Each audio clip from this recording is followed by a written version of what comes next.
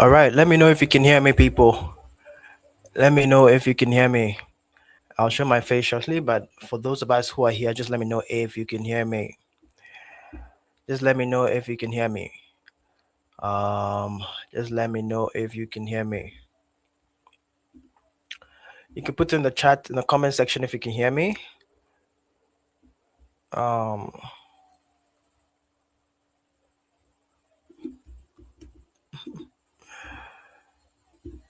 okay. You can put in the comment section if you can hear me. Anybody at all. All right. All right. Okay. I can hear. I can hear. All right. So in our community page, as we usually do, just put the join now. Put the join now. We need more people on. Just put the join now. Join now. Join now. Just put the join now. Okay. Just put the join now. Today we have something called the dynamics of probability. I'm not going to spend too much time here.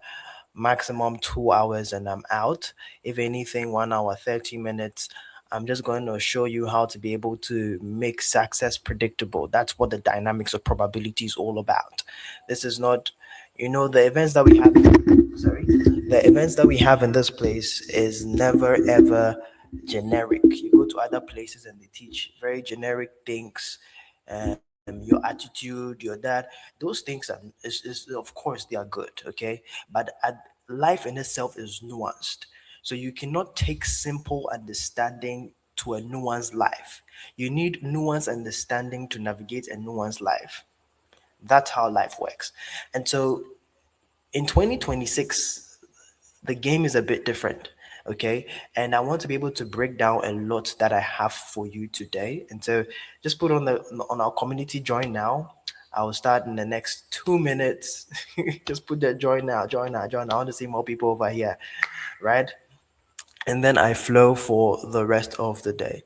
Okay, just put here join now. Just put in the community. For those of you in the community, just type join now, join now, join now, join now.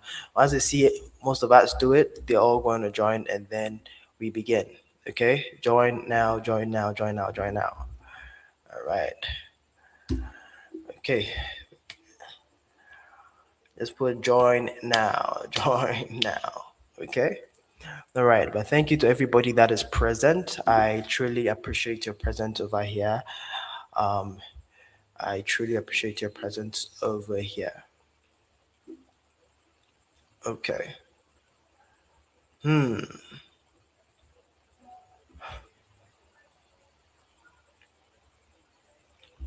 All right. Um. Okay. Right. But if you're in the house, drop some fire emojis. Drop some fire emojis for me so I know that you are in the house. So I know that you are present. You're excited for this. Okay.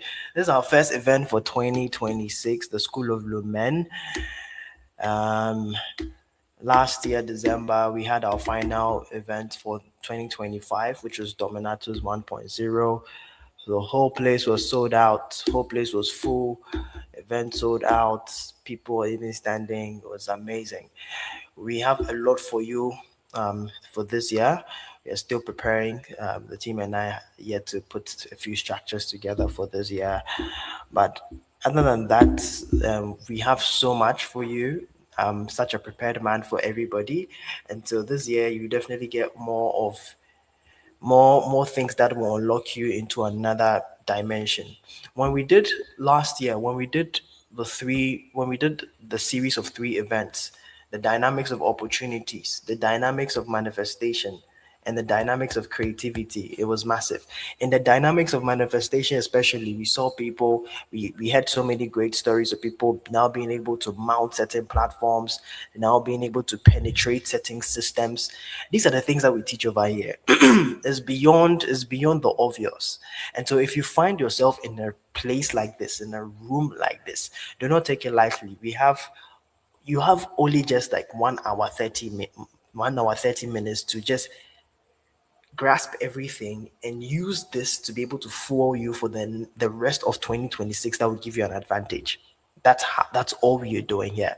And so um I wanted to just make the most out of this. Get your notebook ready, get your phone ready, put down something, write something down, and yeah, that's what I want you to do. Finally, just share the link of this current stream, or take a screenshot of this current stream, add the link to it, put it on your status. You can delete it right after this event is done, and then we begin.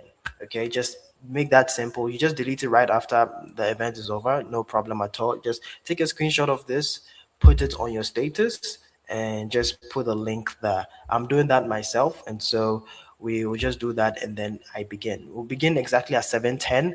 That's where I'll go into everything. Now, the first thing that I'll be doing before I enter into the dynamics of probability is that I'm going to be talking about 5786. 5786. If you know what that is, 5786. The number 5786, what does that mean? What does the number 5786 mean? 5786. What does that number mean? Now, for those of you who don't know, I keep on saying this. Okay, 5786 is the year 2026. And I'm going to break that down for everybody. So just share it on your status, and then we begin. Okay. Um, all right. I'm sharing this myself. Um, Perfect.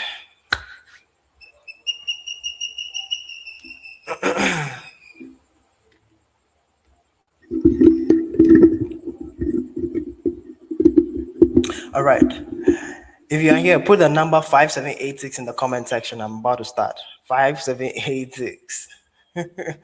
5786. 5786. So I'm going to spend a few moments breaking down what 2026 holds. Okay. I'm going to break that down for you.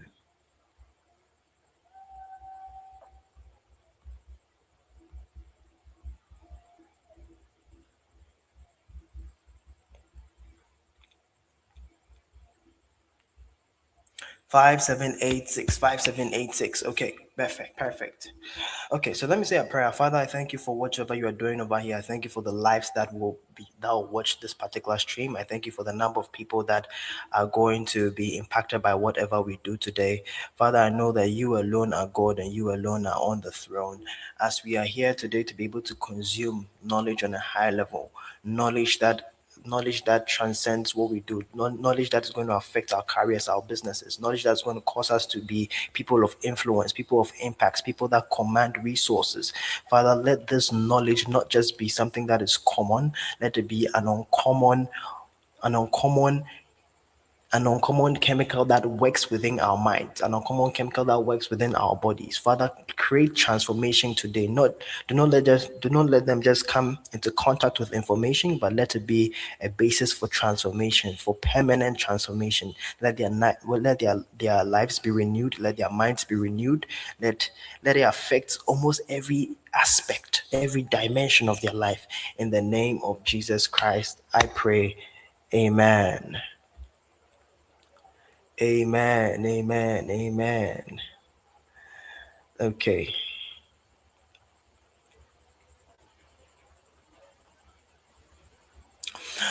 All right. So thank you so much. So if you're here for the first time, I know there are a few people who are joining the School of Lumen Live for the first time. Um, I know more people are going to be joining over time, but I'm just going to start, right? I don't want to waste so much time. No matter the people that are here, we've had sessions whereby people come into this room and just the next day, the next 2 days, they take their insights. Okay, School of Lumen is a place whereby we move people from the realm of mediocrity into the realm of excellence. No matter where you are, this is more for personal development, more for changing things about your life, helping you to be able to think differently, and that's what we are here to do. Okay, so first things first, I need you to understand this. Okay, I need you to understand something. Okay, in life, the people that win, okay, are the people that understand times and seasons. In life, the people that win are the people that understand times and seasons. Right from investment to the spiritual world to whatever time, whether even to the physical world of the normal times and seasons, the people that understand the times and seasons always survive. They always win. It is prudent as a human being for you to be able to understand times and seasons. The moment you do not understand times and seasons, you would just not know exactly how to be able to position yourself to be able to survive with whatever is happening, because you will not just be aware. You will be operating out of awareness. And once you're operating out of awareness, what happens is that whatever is going on around you, you just wouldn't be able to have the intelligence to know what to do or how to adapt. Now, you see, in investments, right, there are bear markets, there are bull markets for people who are within the crypto space, who are into stocks and all of that. There are economic upturns, there are economic downturns. Now, there are some people, okay, some investment analysts who look into the markets and they make predictions and say, okay, by this period of time, the economy is going to crash. Now, once they make that prediction that the economy is going to crash, they know whether they are going to diversify or they are going to put in more investment, or they have to remove some investments from some place and move into another asset, or look at some other derivative or future or whatever futures or whatever it might be. But you see that it is the reason, the thing that caused that action or those actions is because they understood the times and the seasons. That's only even in the investment arena. Now, within the metaphysical arena, most people do not understand the times and the seasons. The moment you begin to understand the times and the seasons, you will win. Now, let me say this, okay? Let me help you understand, because I know a lot of you already know the scripture, okay? I know a lot of you already know the scripture, okay? All right, but it says and I'm going to show just so that it's practical, is so that you always know this, okay? So that it's right in your mind, okay? So we know this one, the sons of Issachar. I'm going to share my screen. Should I? Okay, I'm going to share my screen, right?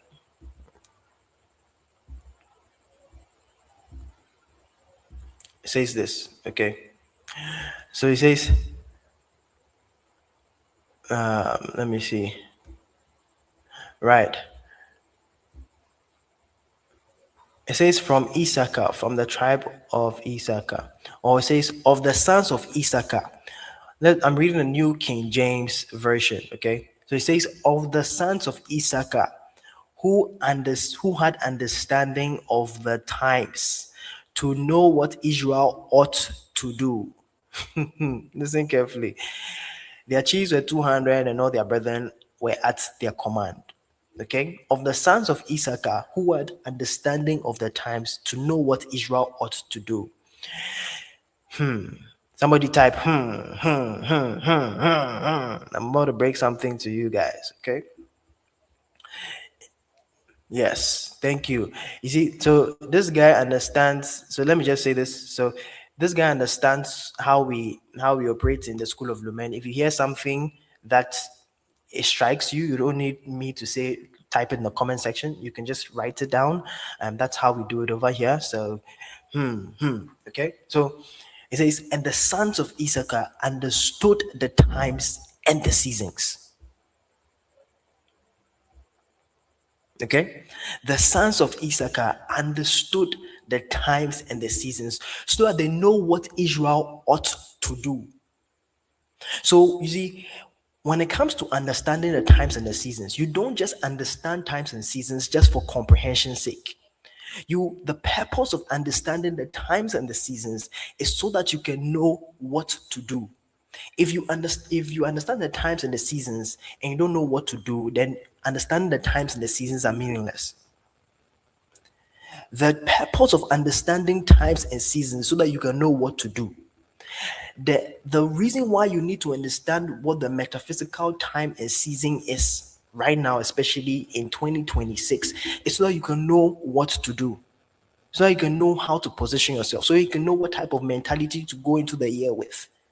Okay? And every year has its own time and meaning. So let me just help you understand this. When your pastor, okay, says seven is the number, when your pastor says the number seven is the number of perfection, where do you think he got that knowledge from to know that seven is the number of perfection? Have you ever asked yourself that? Have you ever asked yourself that? How did your pastor know? Do you think it was just written in the spirit world and he just read it? No. He got that knowledge from something called gematria. Gematria is a biblical concept from the Torah. Okay, is a Hebrew numerical system whereby numbers have meanings. So that's why they can tell you that, oh, the number five means this, the number seven means perfection, means completion, it means all these other kind of things. That's where they get those things from. It's not something that you just have to understand. Gematria is normal, is a normal Hebrew numerical system. It's a biblical concept from the Torah.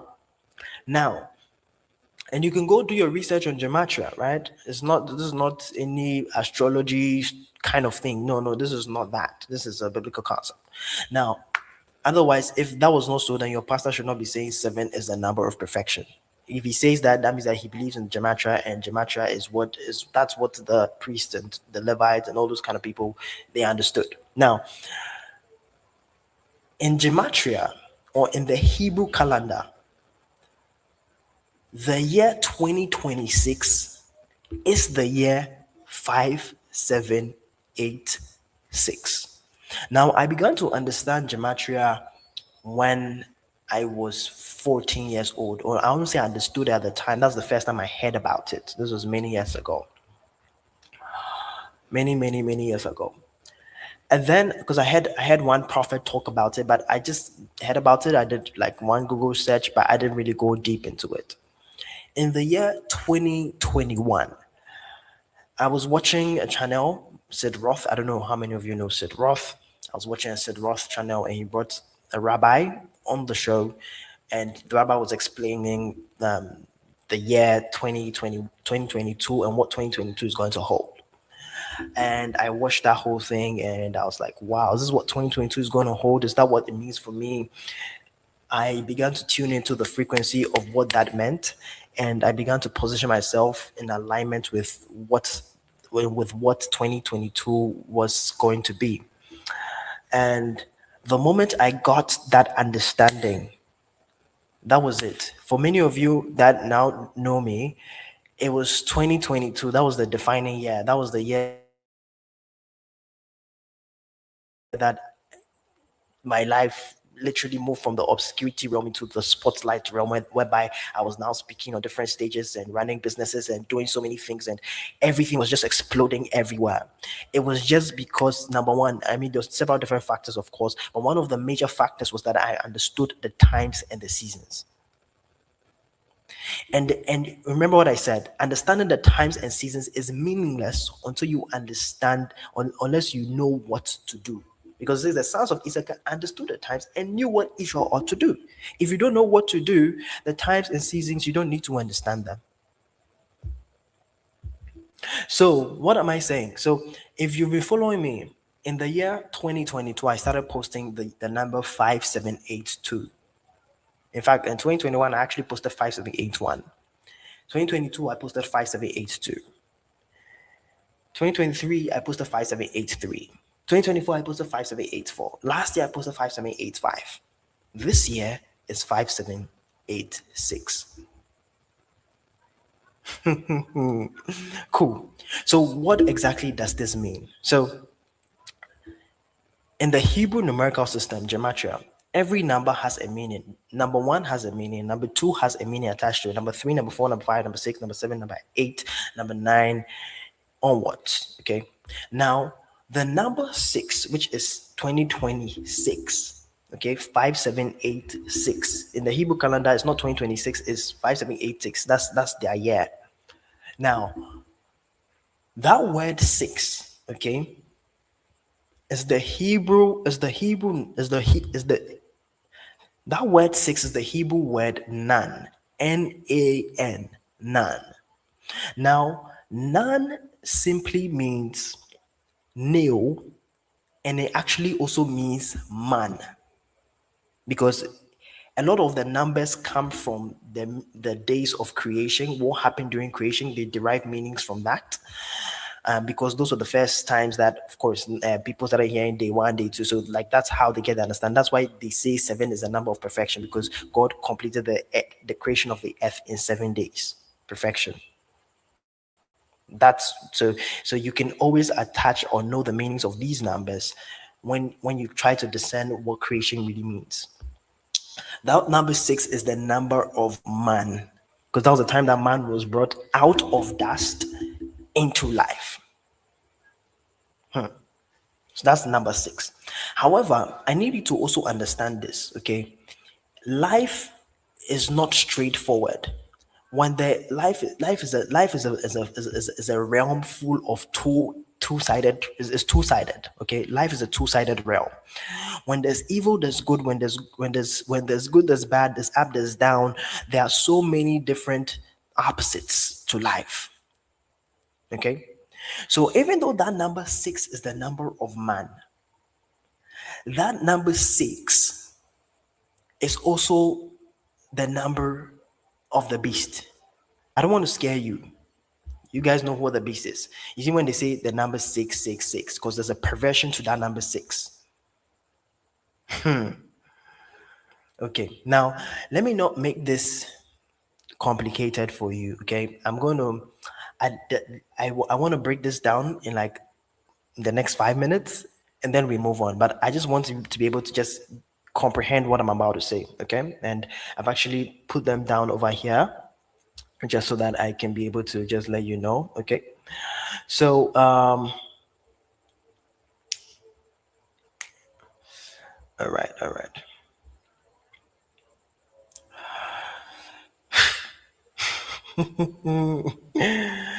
Oh my god, oh my god, oh my god, oh my god.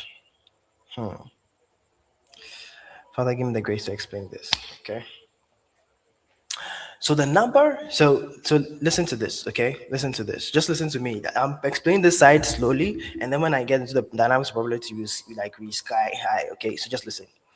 So 5786 is the year in Hebrew known as Tav Shin Pe Yap Vav. Now you don't need to like TAV. Let me write this down and post this, okay, so that you all see this, okay, right? And all of these things are numbers, okay? These things are numbers.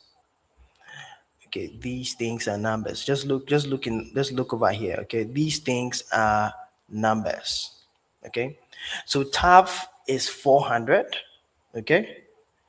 Shin is 300, P is 80, Vav is 6. So Vav, yeah, Vav is the 6. That means neo. That also means man. Okay, just listen carefully. All right. Now, so many different things. Okay, the number Tav represent truth, but I don't want to focus my energies on that. Okay, what I'm going to focus my energy is on this thing called Vav. Okay, because P visualizes or visualize. I mean, P symbolizes speech or communication. That's that number 80. Okay, so Tav is 400, Shin is 300, Pe is 80, Vav is 6. So 400, 386. I don't want to confuse you because a numerical system is something else. Now, this is the whole thing, okay? And I've put down everything here in my notes, so because I want to be able to break this down slowly for everybody, okay? So the whole thing is this. When you combine, and you see, let me put it this way. 400 is the number Tav, 400 is the last letter of the Hebrew alphabet symbolizing end of fulfillment. Okay. Now, Shin is also always associated with fire. Now, let me explain this. Okay. So Simply put, okay, we are, this 2026 is a year, okay, let me put it this way, a year of transformation and a lot of connection and a lot of upliftment. Now, how do I know it's a year of upliftment? Because the number six was the number that God removed man from the dust. So it was more or less like that spring forth for man.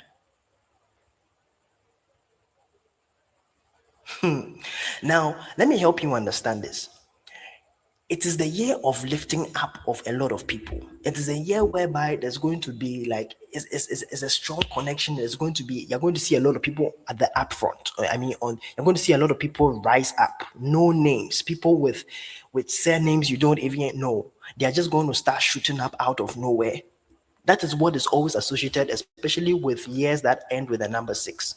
That is why if you follow hip hop, I followed rap, okay, for a very long time. I still kind of do. Now, 2016 was the new year whereby there was like a new dispensation of a bunch of rappers characterized by the XXL freshman cipher of 2016. You can just go put it there. That's like literally seen as one of the greatest moments in hip hop history. It was just like a new breed of people. Now, when God is lifting up people in because of is the year of man and also the year of the beast. The beast also has his agenda. So when God is lifting up people, the devil is also going to lift up people. So this is the year that in the spirit, what's happening in the times and the seasons is that this is a year full of lifting up. Do you know what this means? This means that, ladies and gentlemen, this is the year to be able to start taking some very, very calculated risks. Because the atmosphere metaphysically is going to reward you from taking certain actions. Last year was the number five. Five is the number of grace. The number six, okay, this is when God lifted man from, He created man out of nothing. Some of your things are going to move out of nothing. But in the same vein, one of the reasons why you need to also be very watchful is that if something comes out of nothing, the devil is also doing the same thing and also returning people back. So people can be experiencing your business too can also go through things. But I want you to understand that if of course, if you're a believer and you understand the times and the seasons, you know that time of lifting up. I'm telling you, just watch through the year, you begin to see a lot of new names that you've never heard of springing forth onto the media. A lot of new businesses, new millionaires, new things to be happening. Don't be surprised if by the end of the year, Elon Musk could have actually attained a new height of being the trillionaire. Don't be surprised. Do not be surprised because it's a year of lifting up.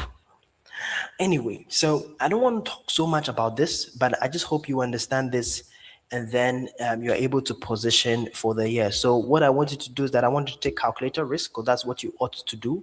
Be taking some calculator risk, and that is why I even decided to mesh this with the dynamics of probability because there's something called the light year advantage, but for some reason we just didn't do the light year advantage. This is what we are doing, and so this is what I have for you for this part. Okay. Was this a blessing? If this was a blessing, you can put it down. You can put it down. You can put it down if this was a blessing. Okay. If this was a blessing. Okay. If this was a blessing. If this was a blessing. Okay. If this was a blessing.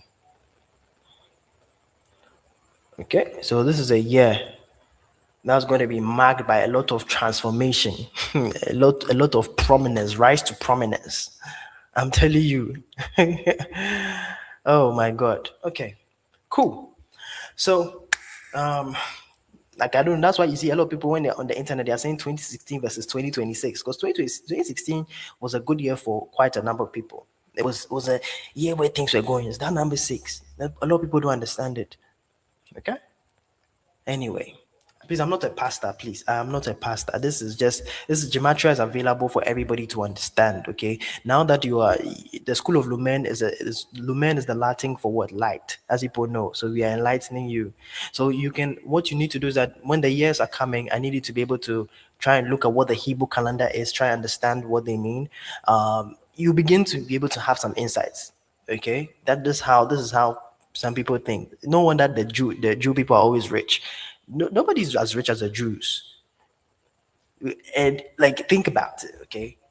It's because they understand some of these things. The Hebrew anyway, I'll just leave this. I don't know that I hope there's a way I can cut this part from YouTube. I don't know. But this type of knowledge is not just supposed to always be put out there like that. Anyway, so today I'm here to talk about the dynamics of probability. And I just want to be able to shed light on why you should stop depending on things like possibilities and how to be able to engineer your own success. Because, ladies and gentlemen, success is predictable. Success is predictable. And the whole idea is that, you see, there are some people who do not understand the dynamics of how this works. When we did the dynamics of manifestation, there are people here, they will attest to you. Somebody sends me a message that day when he ended up penetrating a certain space and he closed a very big deal. These are not just, in as much as it might be personal development, I don't just have an event. When I have an event, I have a whole material that backs it. Is well thought out through, is well put in front of you. Okay. First things first, you see, I needed to understand this. Okay. Life is all about possibilities and probabilities. Now, I don't let me start with this. You see, for anyone to be able to make any meaningful achievement in life, you need to understand two major things, or you need to understand two major coordinates. You need to for you, so let me say this again. For you to be able to make any meaningful achievement in life, you need to be able to understand two major coordinates. Whether it's in business, is in career, is in life in general, whatever, you need to be able to understand two major coordinates. Now, what are these coordinates? The coordinates, number one, is your current location, and the second coordinate is your desired destination. Your current location and your desired destination. If you've ever used the Uber app before, you put where you are, your pickup location, and where the destination is. Okay? It's the same thing with life. People just don't think about it in this manner. If you want to be able to make any meaningful achievement, you need to be able to, first of all, understand the coordinate of your current location and your desired destination. Now, what most people do is that they fantasize over their let me explain this way. What most people do is that they fantasize over the desired destination and undermine or underestimate their current location, forgetting that it is your current location that determines how far or how long it's going to take you for you to be able to reach your desired destination.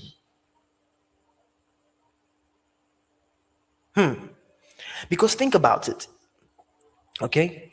If if I was moving from Ghana to Togo, okay, it's closer for me than from somebody moving from South Africa to Togo. Now, let me know if I explained that, okay? But what most people do is that they fantasize over the desired destination and underestimate the power of the current location.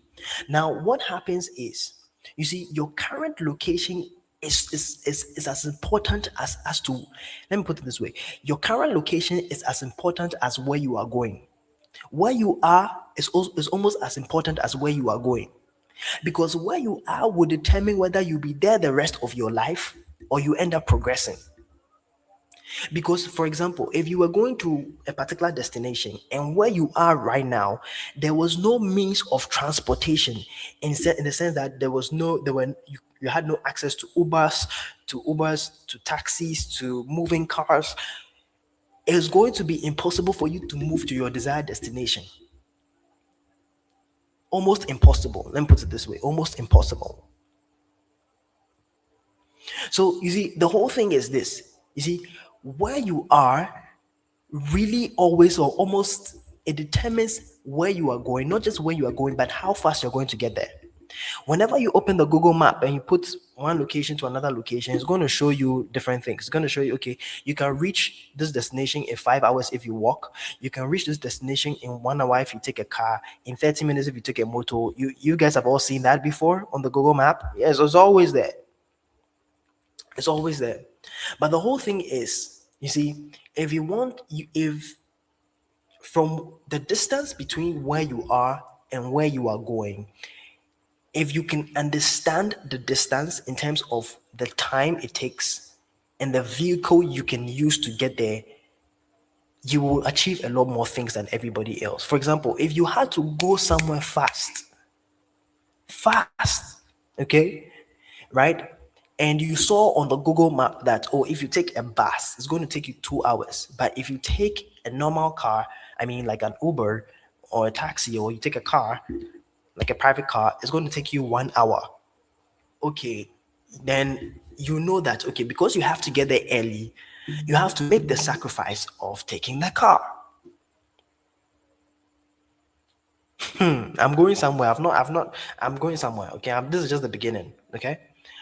So what that means is that, you see, most people, one of the reasons why they don't reach where they are going is just because there's no form of urgency. There's nothing, because if you needed to get there early, you would take a different vehicle to reach that destination. So this brings me to where I am going. Okay, this all leads to the two types of thinking that govern meaningful achievements. And once you begin to understand these two types of thinking, you'll begin to understand how to be able to move, what to be able to do, how to be able to calculate how your business can be able to how you can be able to calculate how your business is going to succeed, and different other things. I don't know why my mic is falling down. Give me a moment, let me position it well. Cool. So there are two types of thinking that govern any meaningful achievement. Okay, follow me carefully. Follow me carefully. Two types of thinking, sorry, that govern any meaningful achievement. Number one thinking, and I think I want to share my slides for this, okay? I think is the only thing I'm going to share, and then I'll just float all the way through. I'm going to show you some things today. By the end of this session, you'll be wondering what kind of human being I am. So let's finish this, okay? So I will show you what I have for you, okay? Right.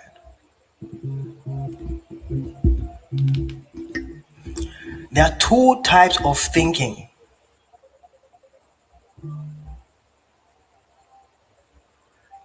There are two types of thinking. Sorry, my sound is low. Is my sound back? I just hope my sound is back.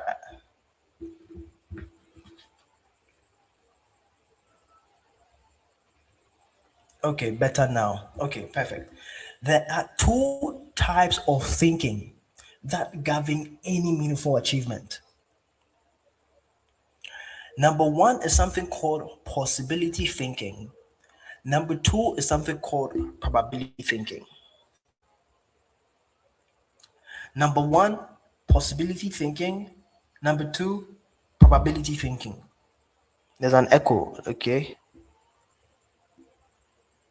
Can you hear the echo now? I hope I've adjusted my mic. Okay, perfect. All right.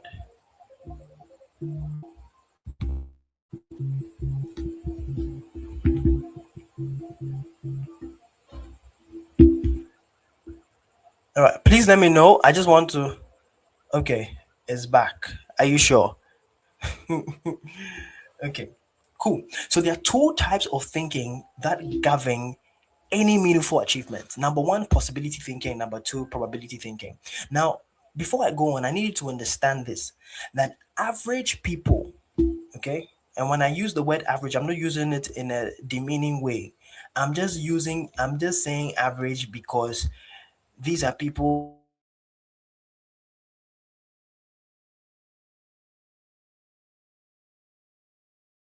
who do anything that is my god.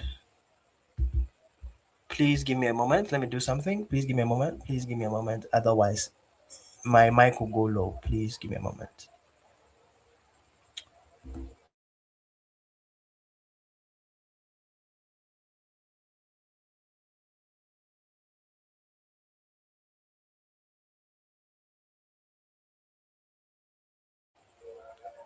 Okay, please. Now we are good to go. Sorry for any breakages. Now we are good to go. Anyway, so I need you to understand this, okay?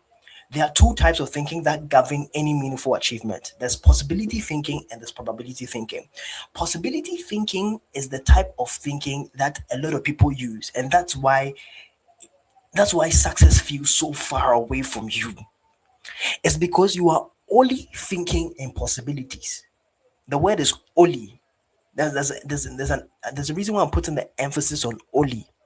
You are only thinking in possibilities. Average people or people who end up doing ordinary things in life, by the time they die, they've only done ordinary things, impacted no one. All the people that know them are their friends. Like they've created nothing.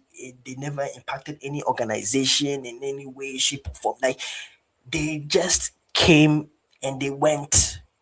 Nobody knew who they were. They left unnoticed.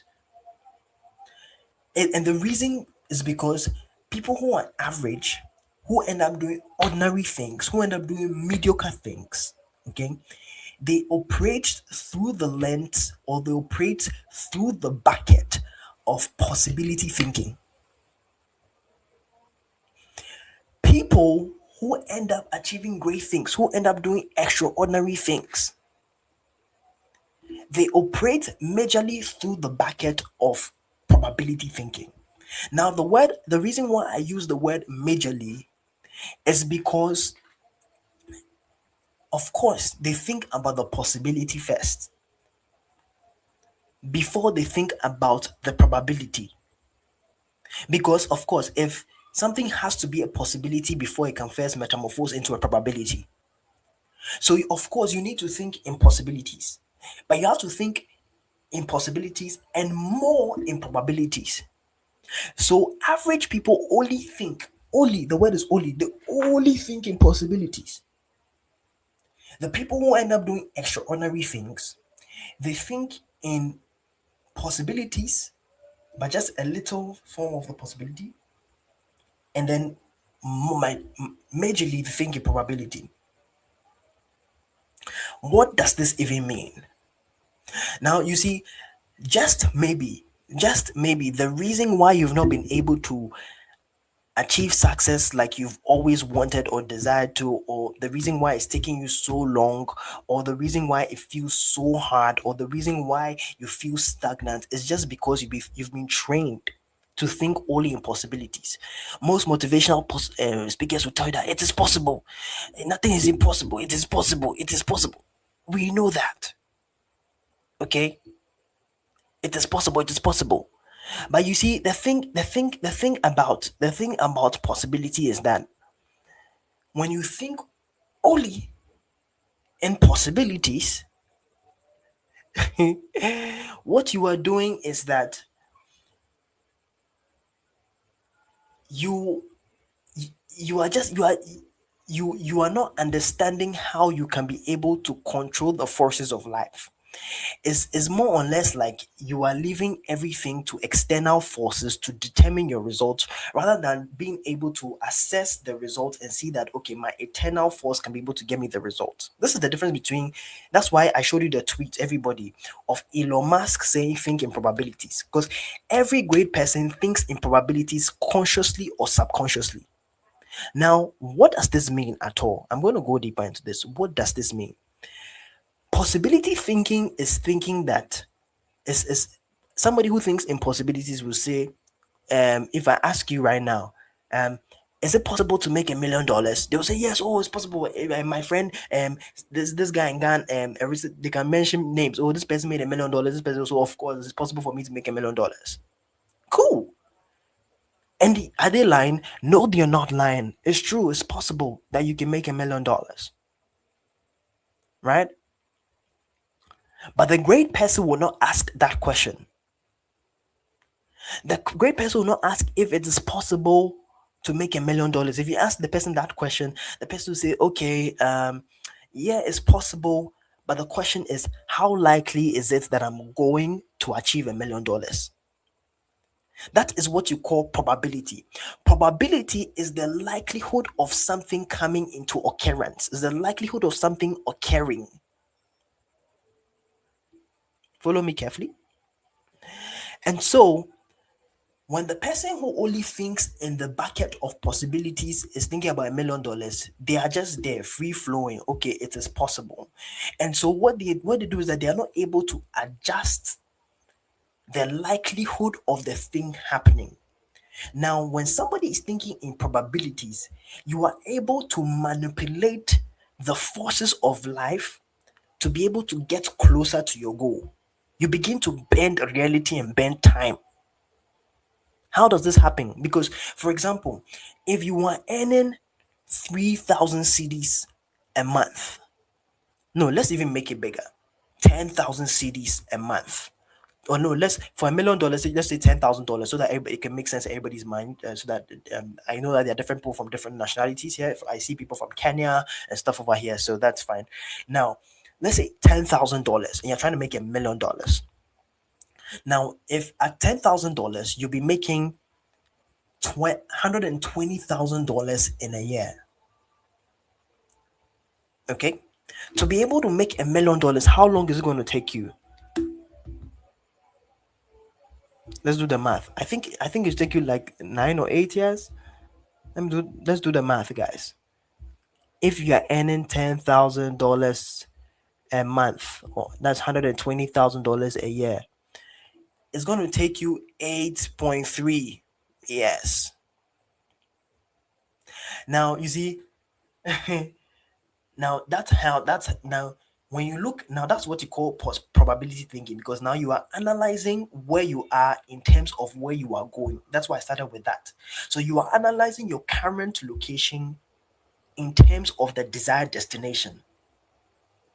Because if you really want to be able to go to your desired destination, first of all, you have to look at your current location. And when I'm saying current location, I'm using it in quotes, because your current location, I'm talking about where you are in life, what things you have, the resources you have at your disposal, the type of intellect you have, the type of insight you're operating with. Okay. Now, at $10,000, you're going to achieve $1 million in 8 years. Now, somebody with probability thinking will say, okay, snap, I want to be able to achieve $1 million in a year, because 8 years is too far from me. Or let's say, no, let's say he wants to achieve $1 million in 2 years. Okay, $1 million in 2 years, because 8 years is too far for me. All right. So he will now think through everything, and then he will say, okay, what do I need to make $1 million a year? How much do I need to earn a month? Okay, that means that I need to make, if I want to earn $1 million in 2 years, I need to be able to make, let me do the math. You need to be able to make,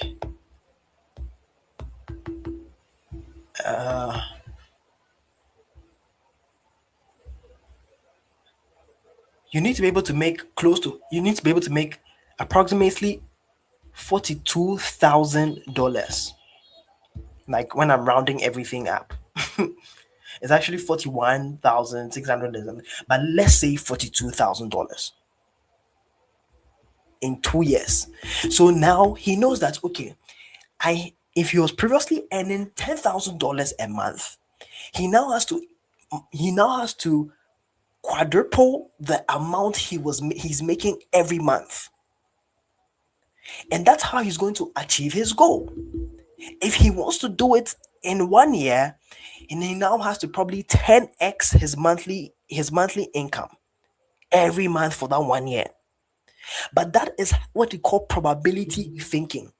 So when you begin to think in probabilities and you know that, okay, I want to achieve this in 2 years, that means that from 10,000 I need to make $42,000. Then that what that means is that you are now stretching your brain to be able to now find answers as to how you can be able to quadruple that amount. 42,000, yes, 42,000 exactly, Anita. That is what you call probability thinking. So that's how Elon Musk and these people think. They think in terms of probabilities, in terms of where they are and where they are going. If they want the result in a shorter period, they then calculate how likely is it for them to achieve that thing, and then they try to now see if they can manipulate time, manipulate reality, manipulate resources to be able to. And when I'm using the word manipulate, I'm not using it in a negative way, I'm just using it in the sense of you being able to kind of bend reality. In other words, turn in other words, I'm just simply talking about the alchemy of turning something ordinary into an extraordinary outcome, right? And so that's how they think. But somebody who's just thinking possibilities, you say, "Oh, it's possible." And so when you just think about, "Oh, it's possible," what you are doing is that you just don't you are limiting your awareness of the likelihood of achieving. And once your understanding of the once your understanding of the likelihood of achievement is limited, you are most likely not to hit that goal rather than to hit that goal. If it's making sense, drop some fire. Okay. So this is the major difference. So that's why some people, for them, success is almost predictable. Because what they start doing is that they start putting themselves in positions. That's why a lot of lawyers end up becoming rich, a lot of doctors, is because most of them end up doing probability thinking. It's like, okay, I need to work at this organization, because if I work at this organization and I get to this level, I earn this amount, so more everybody who succeeds thinks in probabilities, literally, subconsciously or consciously. Okay. Now, however, I'm going to show you a few things. That's this because this possibility thinking. That's how it operates, right? Now, the thing is, you see, as simple as this may sound, it's not everybody that thinks in probabilities. Most people never analyze truly the likelihood of achieving something. Because you see, when you are trying to analyze the likelihood of achieving something, you begin to take stock of your current resources, your current surroundings, your current level, your current circumstance, your current inputs, and you see how that relates to the output. Because there's something called the law of cause and effect. The word cause comes from the Latin word known as causa. The word effect comes from the Latin word known as effectus. Greek or Latin? Check it. Causa means a reason, effectus means an outcome. All right. So, in other words, when you are trying to get to a particular destination, you need to understand the reason that causes certain outcomes and try to adapt that reason. Now, I'm going to explain that more, the law of cause and effect, later in my presentation today. But I just need you to get this understanding of the possibility and probability thinking in the first of all in the scenario of this. Now, when you begin to understand this, okay, the next thing that you need to understand once you understand possibility and probability thinking. Okay, follow me carefully. I'm going somewhere. This is the school of Lumen. We are not this. We are taking our time. I'll explain some things, and then you begin to get everything. Okay, you begin to get everything. All right. Huh. Now, probabilities. Okay. Let me speak more about this. Okay. So, for example, if I take a coin, I'm so surprised. Good. I have a coin here. If I take a coin, right? Okay, I want to talk to you about something. Okay, if I pick a coin here, or no, let me use a die. Okay, if you have a dice, right, or you roll a die, whatever it is, right. Now the die has six outcomes. This is what you call probability thinking. Okay, because probability is you understanding the outcomes, okay, the number of possibility of the outcomes and how likelihood is and how likely it is for you to achieve that outcome. Now you take a die. The die has six faces. Now, what is the probability or what is the likelihood? Okay, and this is why a lot of people say things like, life. What we did we learn mathematics for? We learned all this in mathematics, okay? But you see, you need to be able to find. It's not your teacher's job for you to be able to help you to find the correlation between mathematics, science, and life. It's your job. It's not his job. The teacher, most of these teachers just do it as they just teach it as they're just passing information. But some of these things, when you begin to truly understand it in the context of life, you begin to truly understand why school is important to a certain degree, because they teach these things in school. I mean, you can of course learn it outside of school, but that's why we learn probability. Who here didn't learn about probability in school, right? Now, if you pick a die, right, the die has six outcomes: one, two, three, four, five, six. Okay. Now, possibility thinking is is can be you being overly optimistic an of a reality that is not practical. So, for example, if you take a die and then somebody who has possibility thinking will say, "Oh, they hope to throw a three." They think that with possibility thinking, you might think that every time you throw the die, you might hit a three. But somebody who is thinking probability thinking, they know the reality of the outcome, that it is one out of six. If I want to hit a three, the outcome is one out of six. If I want to hit a two, is one out of six. When I take the die, it has six outcomes. Everything is one. That's like, is if I want to roll the die and hope that it lands on a one, okay, that is one out of six, because it could have my next throw could have landed on something else.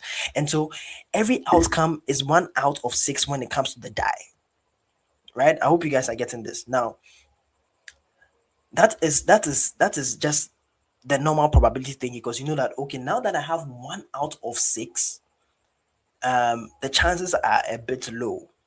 Okay, so now if the chances are a bit low, and by the way, you see the thing that the one, two, three, four, five, six, all those things on the die, those are called the variables. Okay, when you throw the thing, then it becomes the outcome. So there are the variables and the outcome. Listen carefully. So when you throw the die, and let's say you're hoping for a three, once it lands on the three, that was a one out of six that caused the three. But what if, just what if, you decided to, when nobody was looking, you took the die? I'm not saying that go cheat or anything, but I'm helping you to try to understand the cheat codes of life. When you took the die, when nobody was looking, you took like a marker or something, and you put another dot beside the die that has two dots. You put another dot there, so it becomes three. So there are two sides that have three, and you've bet with somebody that, okay, let's see whether I'm going to throw a three. Now what you've done is that, now that you've added another dot where the two is, so now that there are two faces that have the three dots, you've increased the likelihood of you hitting a three to 2/6 instead of 1/6. If you took the one that has only one dot on it, and you added two more dots on it, so that now you are increasing, so that you have now three faces that have three. Okay, you can now you now have you've now increased the likelihood of hitting a three by 3/6. Listen to me. Do you know what that is called? That is called something we call, and this is one of the cheat codes of life, is something called variable manipulation. Because you've taken the variable, manipulated it so that you are the likelihood of achieving something, the outcome, the outcome is now more predictable. You've increased the likelihood from 1/6 to 3/6 just by putting the dots there. It might not be fair. Okay, I'm not saying that you should cheat. I'm just helping to understand something. That is what you call variable manipulation. You have increased the likelihood of you hitting a 3 out of 6. A three, you've likelihood of letting the dice roll at a go on a 3 or face a 3 from 1 out of 6 to 3 out of 6. What does that mean? That means that, listen, ladies and gentlemen, in life, you can manipulate variables. In any given scenario, you can manipulate variables. Now, the rich or the successful or the great, what they do is that they manipulate their variables. Now, manipulating your variables, and I'm not talking about cheating. No, that's not what I'm talking about. I'm talking about you being able to increase the likelihood of you achieving something. The moment you begin to understand variable manipulation, especially doing it in an ethical way, the world will have no choice, absolutely no choice and no option than to admit that you were forced to be reckoned with. Your speed in life will be second to none. You people will be wondering where you came out from, how you are doing it, how you are moving with so much pace, just because you are doing something called variable manipulation. You see, the things I'm teaching you, these are the cheat codes of life. This is like pulling. You are like the master pulling the strings of the puppet. Follow me carefully. I've only just begun. I mean, I've not just begun, but we have some more time, like at least like 40 minutes for me to break a few more things for you. Listen to me. That's what you call variable manipulation. Now, what is variable manipulation? Variable manipulation is simply the art of you increasing the likelihood of you achieving something. And what you do is that you are kind of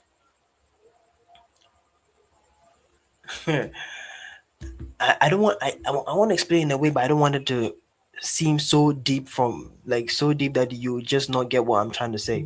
Okay, because I need in the vein of trying to be in the vein of trying to help you to understand these things, I want you to be able to follow carefully and get everything. Okay, now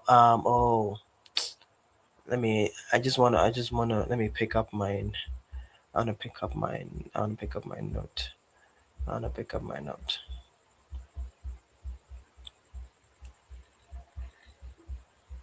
I want to pick up my note. Cool. So, anyway, so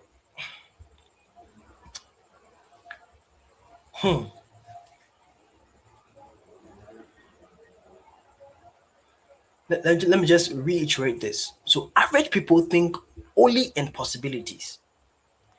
Great people think in possibilities, but majorly in probabilities. So, you need to ask yourself, first of all, is $1 million possible? If you ask, for example, if you take given the scenario that that is your desired destination, okay, and then you are looking at your current location, okay, first of all, you have to ask, is $1 million possible? Okay. Now, the thing about possibility thinking and why it's dangerous is that anything is possible in this life. Anything at all.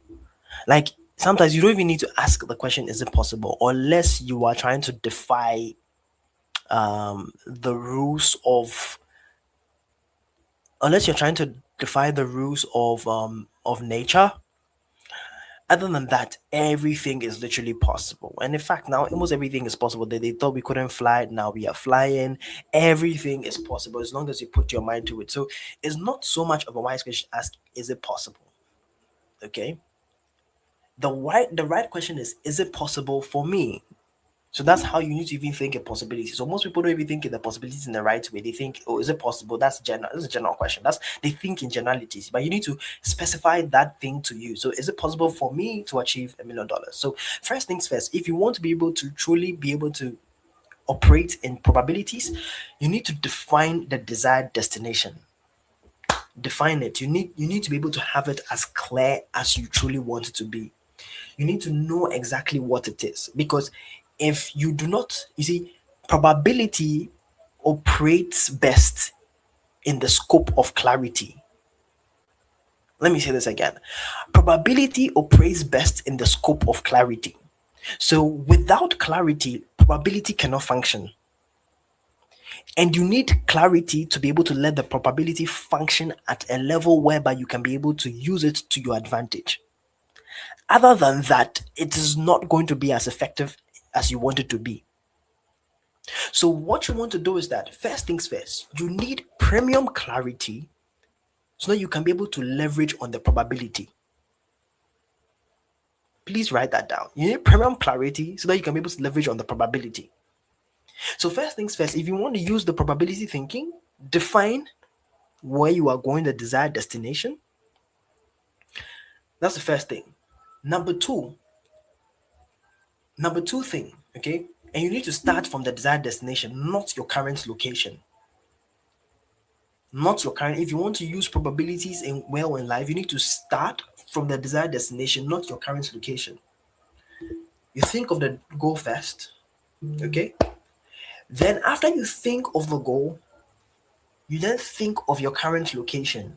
That means your resources at disposal, your network, your capital, your intellect, your insight, so many things. You need to be able to take stock of who you are, where you are, and whether you have that ability to achieve that desired destination.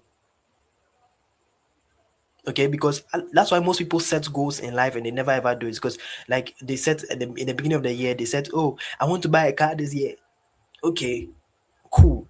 You want to buy a car and you are earning 2,000 cedis a year. How do you expect that to happen? I said 2,000 cedis a year, 2,000 cedis a month. How do you expect that to happen for you? That's just wishful possibility thinking. That's not probability thinking. That's why there's so many people, they tell you, oh, write ambitious goals, be ambitious, right? Dream big, dream big. Dream big can be bad advice. Because you can dream big without taking stock of the probability of you achieving that big dream. And that's why I'm not a fan of a lot of this big motivational talk, because you need probability is you understanding the reality on the ground. Okay? Am I making sense? So first things first, define the desired destination with premium clarity. Then you need to, so step number one, if you want to use probabilities well, I'm going to explain some more things, okay? But this is how to be able to then analyze. In terms of analyzing probabilities, this is how I need you to be able to think about this in life. Step number one, define the desired destination with clarity. Step number two, take stock, okay? Take proper stock of your current location in quotes, okay? Thing number three, analyze the distance. Analyze the distance. In what time is it going to? In what time are you going to achieve this? What time? What time frame? Thing number four, what vehicle will you be using?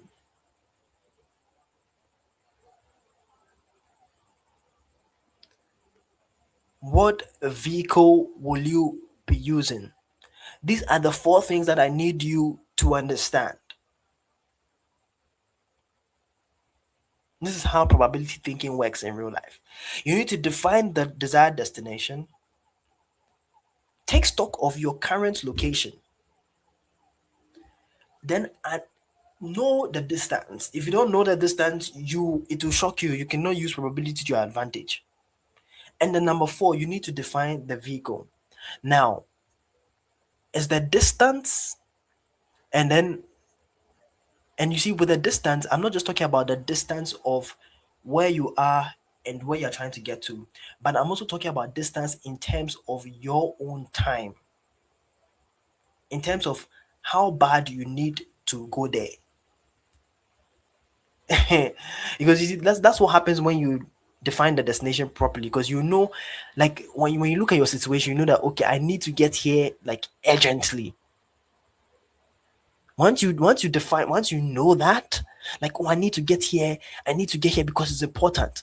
So you, other than that, you see, when you are defining the destination, you need to have the why behind the destination, because the why is what is going to give you that eternal urgency to know how to be able to go about everything.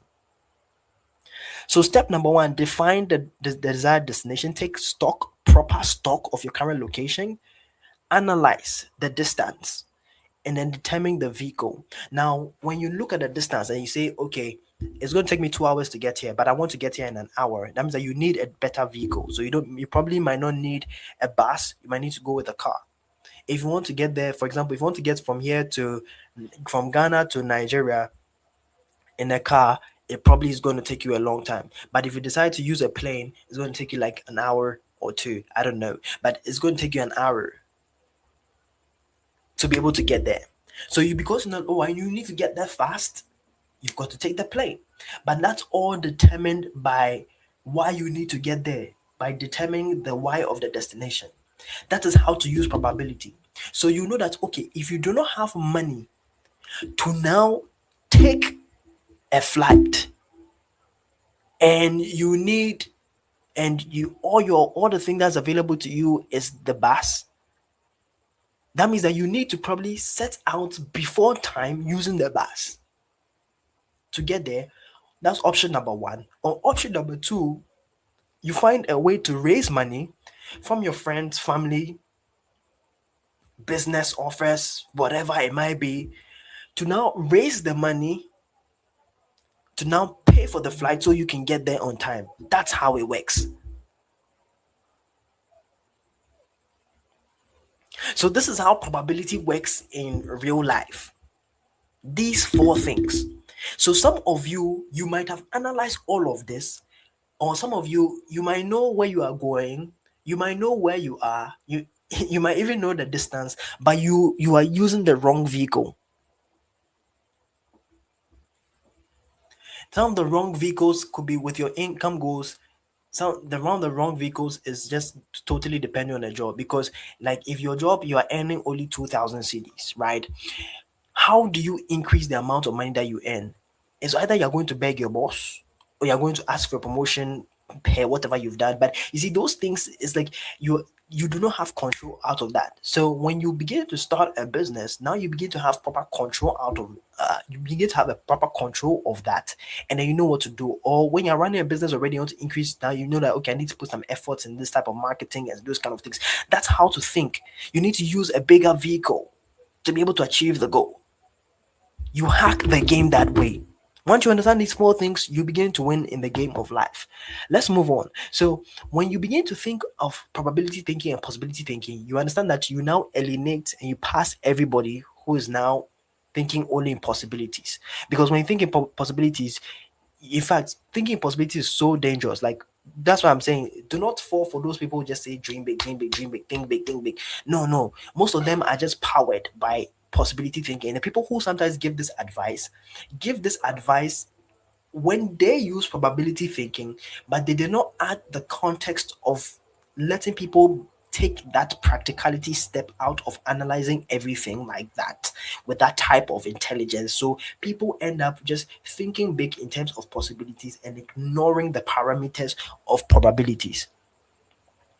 Anyway, so when you begin to think in probabilities, it begins to affect three main buckets of your being. Thinking in probability affects three main buckets, or three main, what's the word I want to use? Three main pillars of your being. If I want to put it that way. Three main pillars of your being. Pillar number one is belief. Pillar number two is strategy. Pillar number three is effort, aspects, facets. Thank you. Yes, I like facets. Three main facets of your being. Three main aspects, facets, however you want to write it. Your belief, the strategy, and the effort. That is why, you see,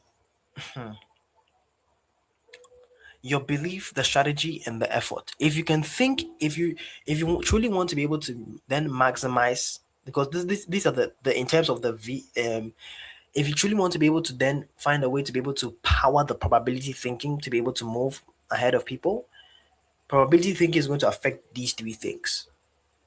When we get to think in probabilities, it will begin to affect your belief, your strategy, and the efforts being used. Belief in the sense of this, you see, like first thing says, even before I explain the belief, you see, like probability thinking, it helps you to understand what I call the odds of life. Because if you are trying to achieve a situation, okay, you're going trying to get a desired destination, and you probably let's use $1 million again, and your odds are low. Okay, so let me just explain the belief. Okay, and your odds are low. Now you know that, hey, to really achieve this $1 million at $10,000 a month, and I want to achieve this in the next 5 years, 3 years, I've got to have a ton of faith, a ton of belief, a ton of hope. You've got to have that. And so the moment you begin to think in probabilities, it will affect the way that you begin to believe in yourself. Because now you know that you need an enormous amount of confidence to move like a mad person. You see, like as simple as these things may sound, most people do not think about them. And that is why there's a quote that says simplicity is the ultimate sophistication.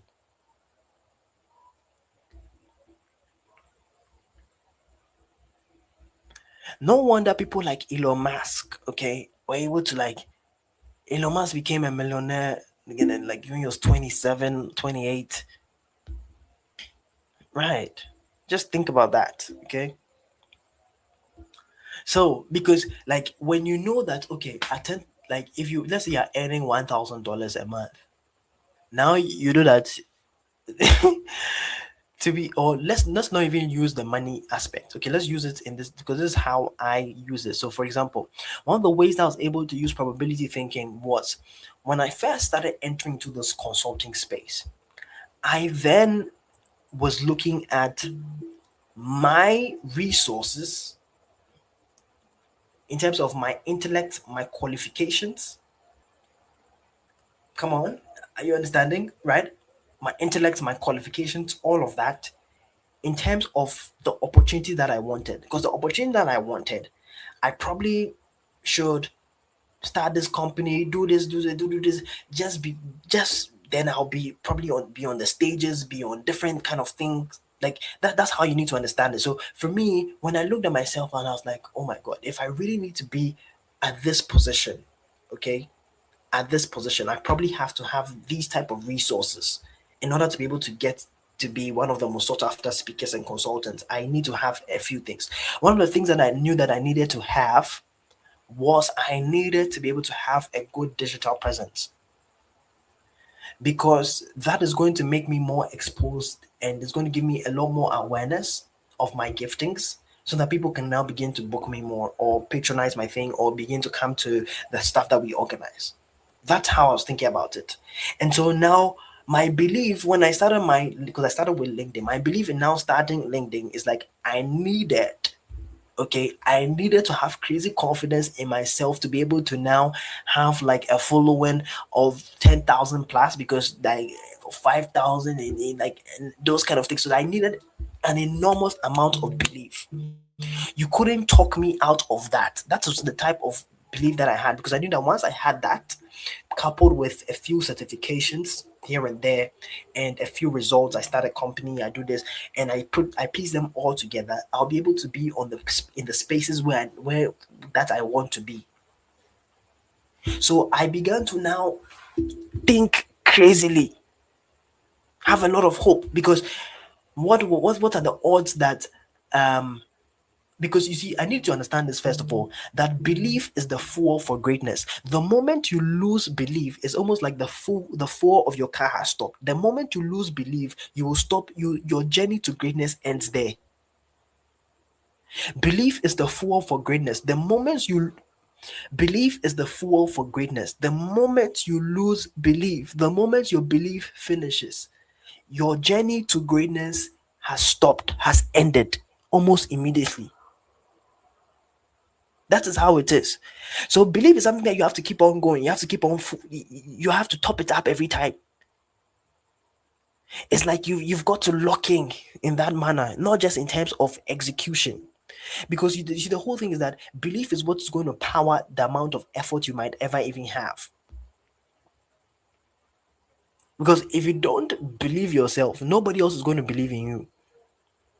And so probability affects the way you believe in yourself. Because you know that, listen, if I don't decide to put in a lot of belief in myself and begin to see that I am really worth it and that I can be in these spaces and convince myself and almost be near delusional, then I'm not going to be there. And so for me, that's what I had. Okay. And and um that created a lot for me. And then I was able to now build up that digital presence, get these certifications from here, got it up. By the time I realized, a little to no time, boom, I was everywhere. Now that's just the belief part. Probability affects the facet of strategy too as well. Now strategy is such an important part of being able to achieve a lot of things that, like, I need. Listen to me, ladies and gentlemen. If you li- you need to be strategic in every move that you make. And that's the thing. That's how you are able to then predict success, because success comes from strategies. I'm telling you, there's nobody in life that just, like, you've got you, especially if you want to the thing about strategies is this is the advantage of strategies. Strategies help success to become repeatable. When you operate with luck, it happens once. When you operate with success, so when you operate with luck, it happens once. When you operate with strategy, success now becomes a repeatable thing.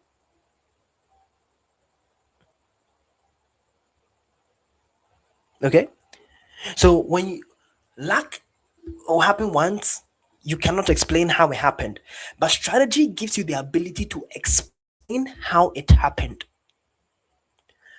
When you do things, when your results in life are outside the absence of strategies, you have to be scared. You have to be very, very scared. Very scared. Because what that means is that in a place whereby luck may not be on your side and the outcomes may not be in your favor, you will not know how to be able to manipulate reality into your favor. That's the ability of strategy. That is why every president has strategic advisors. There's a reason why they call them strategic advisors. Even David in the Bible had Ahithophel. Ahithophel. Anyway, so you need to be able to have strategies. Now, what I want to teach you is that I want to teach you how to be able to put up strategies, because strategy is what is going to help you to learn how to be. If you learn how to be able to engineer strategies, you'll be able to then build an architecture, a repeatable architecture that will make certain outcomes you experience repeatable. I'm telling you, because if you can't explain how it happened, you see, there's a certain realm. Because the School of Loman, we are biblical here a lot of times.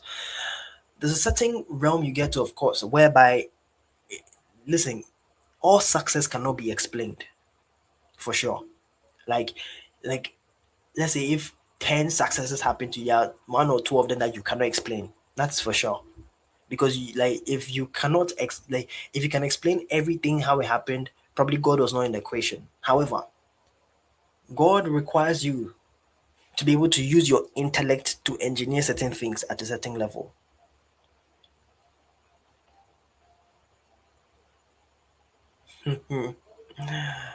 Ah, my goodness, my goodness, my goodness. Okay. Um,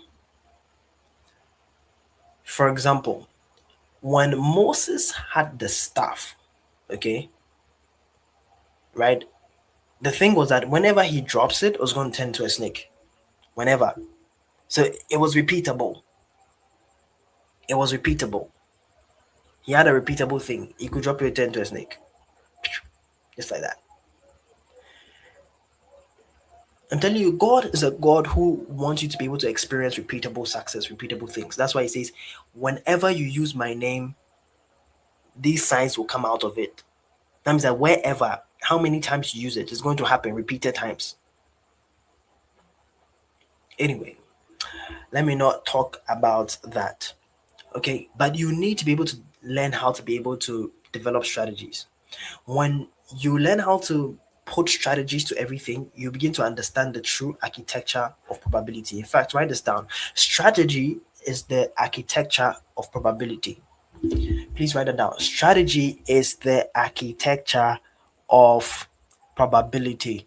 Can somebody even type that in the sessions on the comment so that I'm able to put this up on my screen? Strategy strategy is the architecture of probability. Can somebody type this down so that I can put this on my screen? On the screen. Okay, I'm going to show you how to be able to put strategies together. Oh my goodness me. Okay, yes, thank you, Faith. Thank you, Faith. Okay.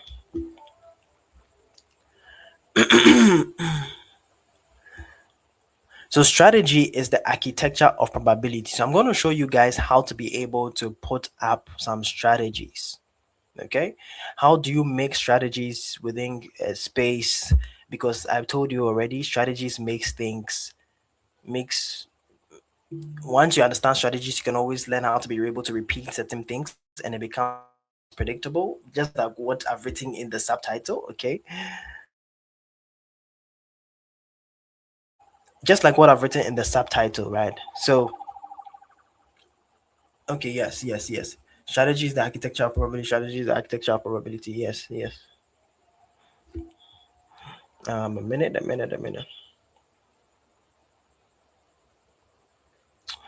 Otherwise, I'll just be here and then. Bam, bam, bam, bam.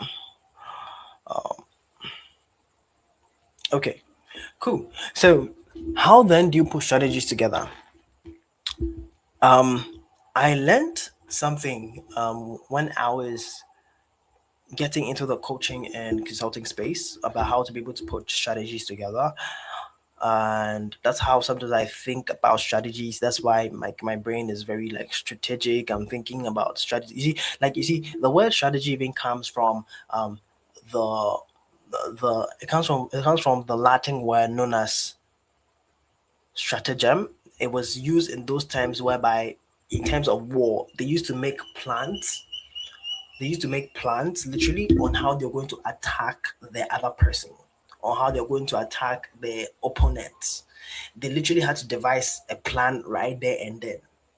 Now, without that, that's what strategy was. So strategy was actually a tool of war before they now use that, and that's how now we use strategies in business and everything. But it's literally a plan of attack. Okay, so when I'm talking about strategy in terms of possibility, I'm talking about how do you engineer a plan of attack, because the moment you begin to engineer plans of attack, you have already increased your likelihood of achievement, because now there's a plan that you can work with. Now, once you know there's a plan that you can work with, the thing about a plan is that a plan is made to be able to attain a defined outcome. um yes, how do I okay, cool. Right. A plan is made to be able to attain a defined outcome. So, thing number one, if you want to learn how to always put up a strategy, I'm not going to say this one, but first, I'm not going to say, I'm not going to explain it. That's what I mean. But first things first, you need to identify the objective. Okay. Put the objective there. Why do you want us, like, what exactly are you trying to achieve? You need to have that there. Okay. Another thing that you want to do in terms of strategy is you need to be able to learn how to have something called tactical thinking. Now, tactical thinking is, let me explain this way. Tactical thinking is simply the science of being able to learn how to be able to use your resources, or learn how to be able to, what's the word I want to use? This is word I want to use, but it's not. Uh, Tactical thinking is the way, is your ability to learn how to be able to organize the resources to be able to achieve the outcome. So what you do is that you look at all the components of a particular giving scenario, all the components. That's the tactical thinking. So that's why even in football they have tactics. Okay, tactics forms strategy. Strategy is higher than tactics. Okay, so yes, to harness, to organize, right? So number one, you need tactical thinking. Now tactical thinking is that you need to understand the components of different things. Like, you need to understand all the different components that will constitute to you achieving a particular success thing. So for example, in um oh you need to understand all the components. So let me use football. In football, you understand that, okay, I have so and so players over here. This guy is more of a striker. I have this guy who's not. I don't really have a right winger. So you see, you need to be able to kind of analyze all the different components. That's what you call tactical thinking. It's about you understanding all the components and learning how to create a synergy between those components. That's how to, first of all, if you want to, so after you define the objective. So objective, that's number one thing. Objective thinking, first thing. Number two thing, you need to think of the tactics.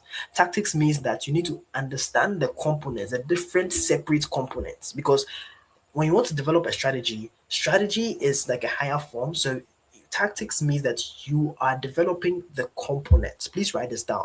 You are understanding the components that is required for a particular outcome, and how to be able to create bes- a synergy between those individual components. Thank you, Jesus. Okay, you understand those individual components and understand the synergy between those components. Now, um, I want to use a practical example. That's what my mind is trying to figure out, because I want to make this so practical in your mind, right? So, um, um, um, um, um, let's say, let's just say, if you were trying to achieve,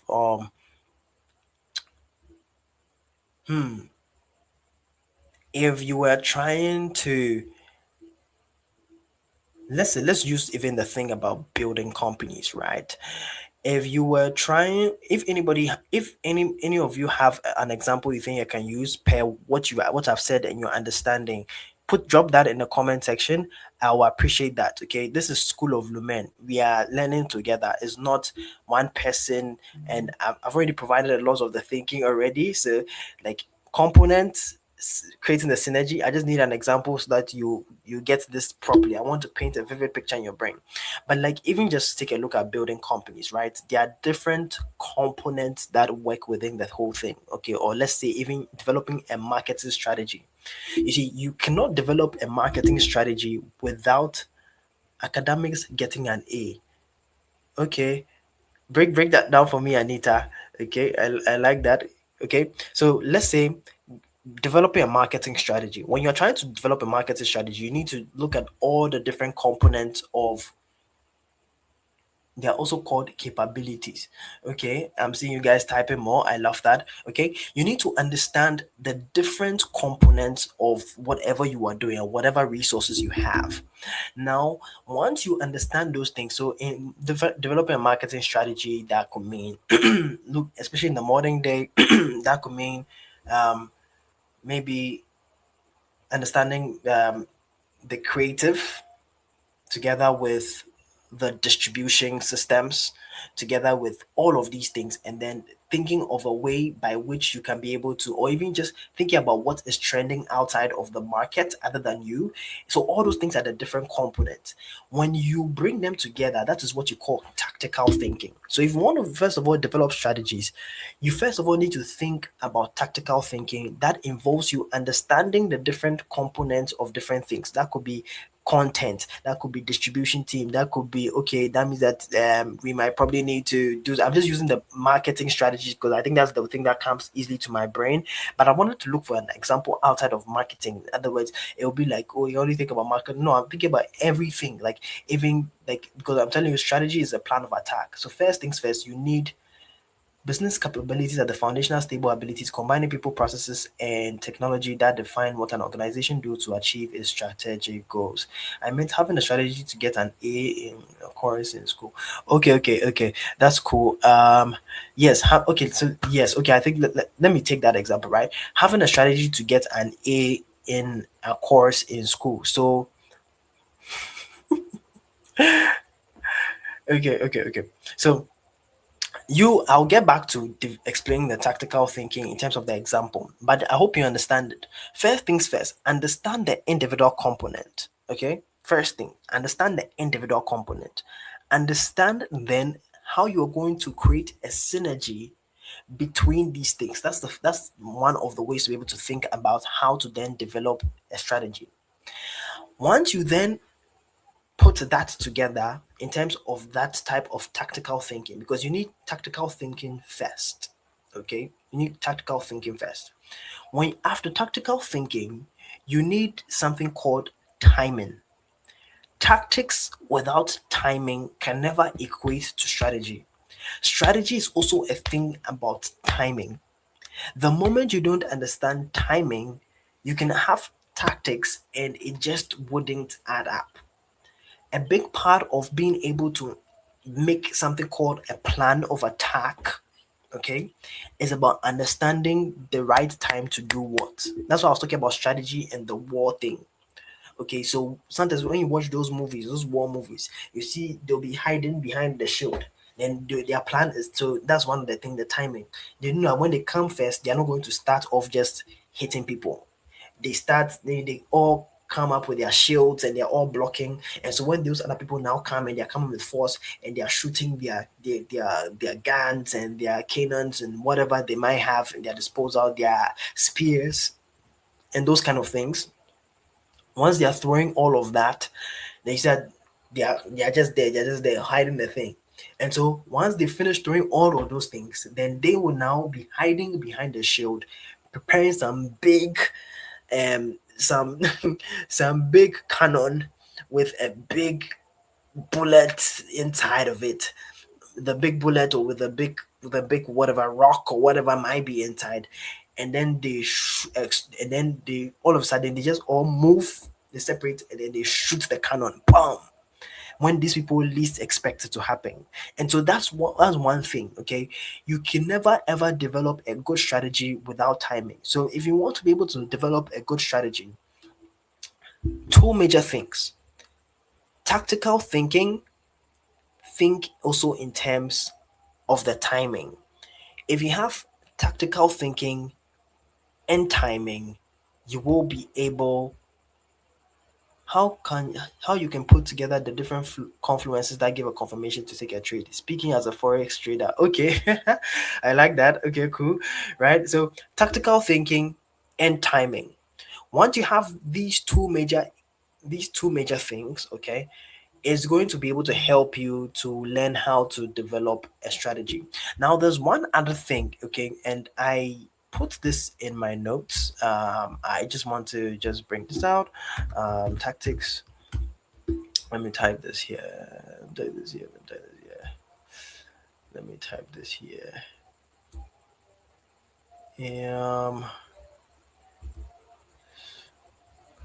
Hmm. Hey, I've written a lot of things over here. Uh. Yes. Finally.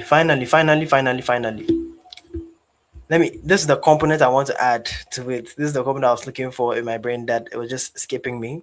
So tactics, timing, and something called principle.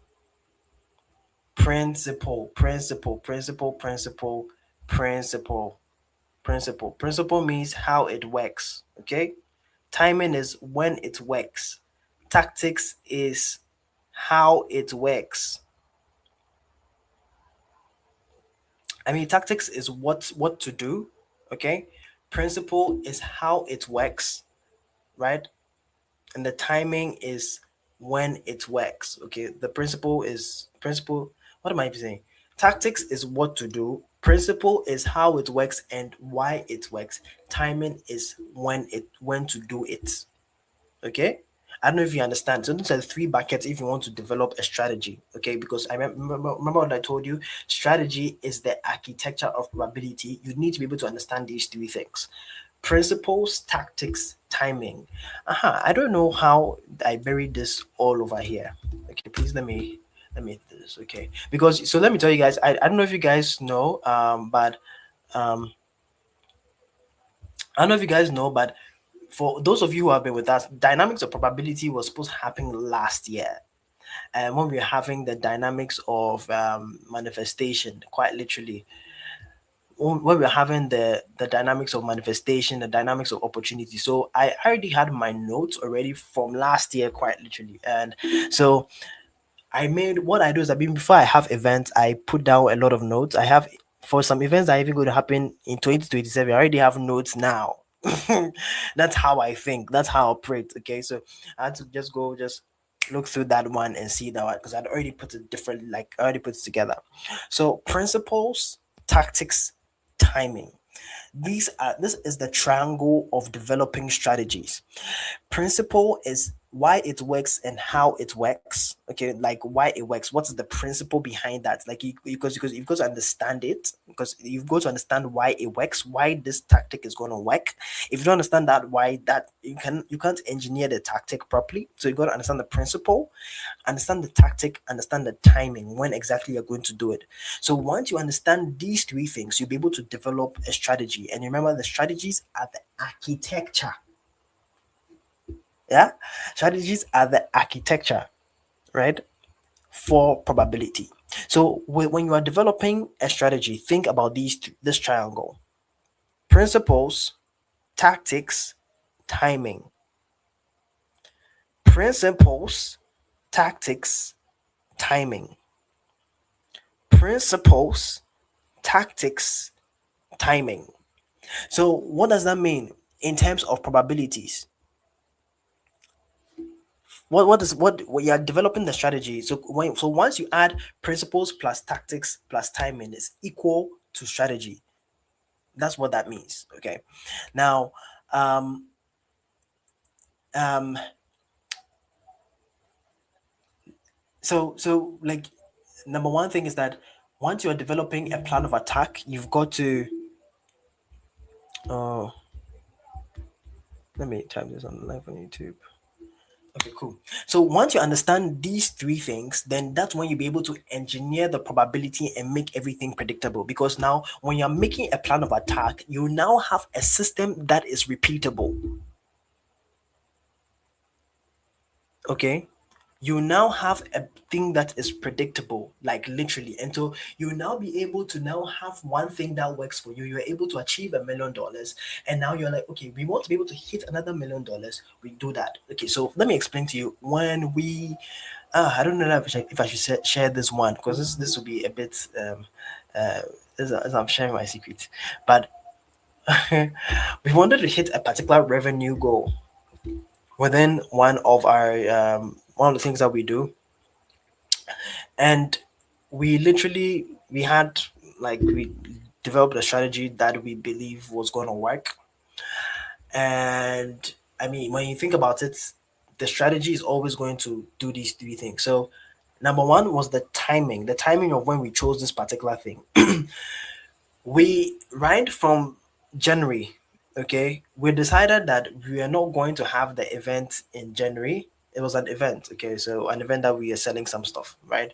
um um We decided we're not going to have the event in January because number one, in January people's money is finished from December, 30 December. Neither were we going to do in February because of Valentine. This then, and I'm talking about what I'm talking about is not what you like. It's part of my consulting work, and I didn't want to mention because of course I can't expose certain things. And we did not do it in March as well. We did not do it in April because of Easter. We waited for everything to be around June. That was the timing of everything.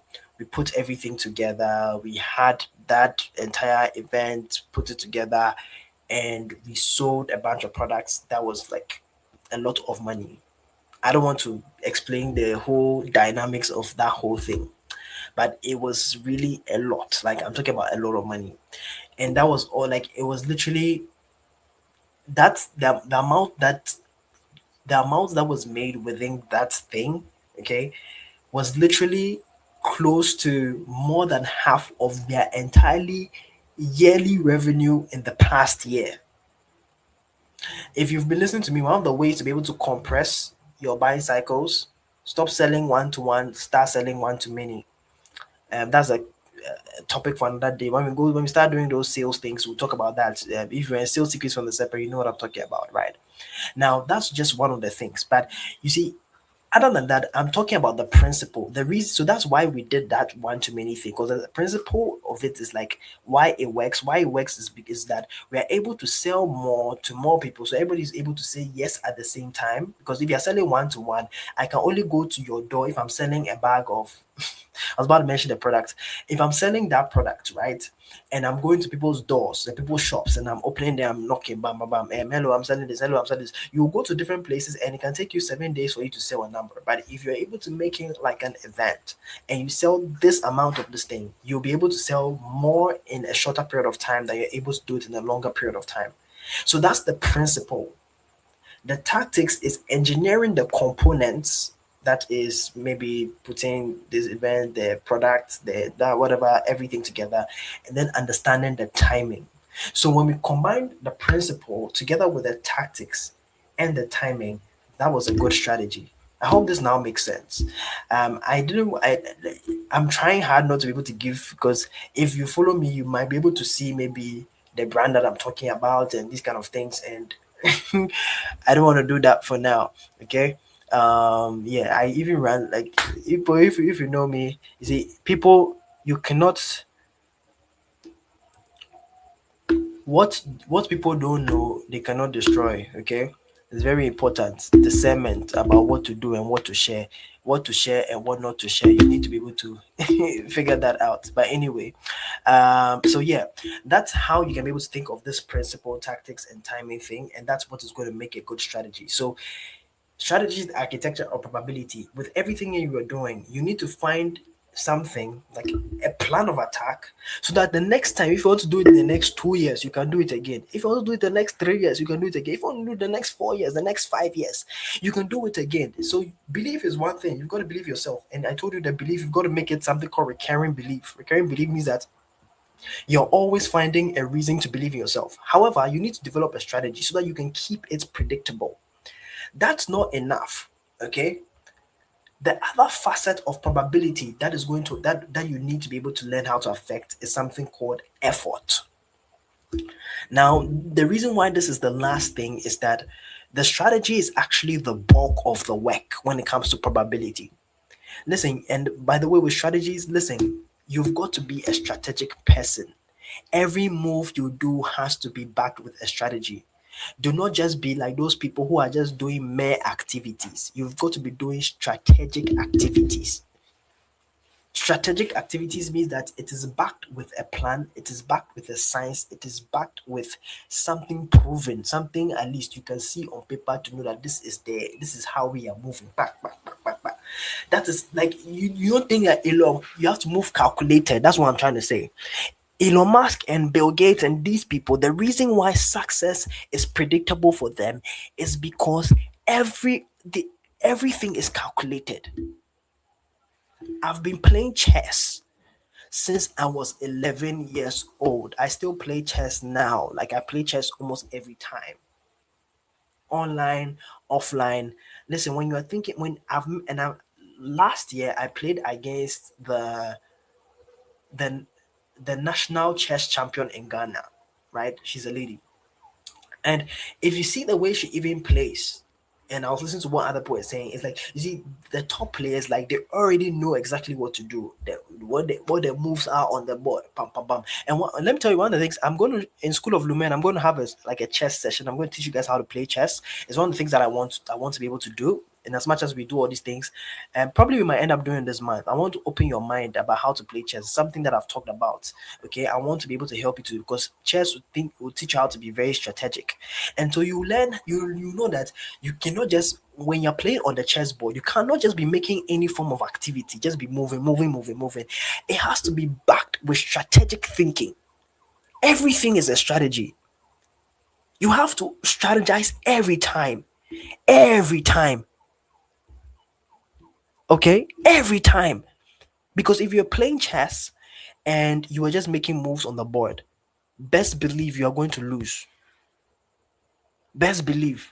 Just stay you're making moves. Even if you know how to play. I'm not saying that you don't know how to play. You know how to play. You know that okay, the knight moves here, the bishop, but you're just making moves with no strategy in mind. You will lose.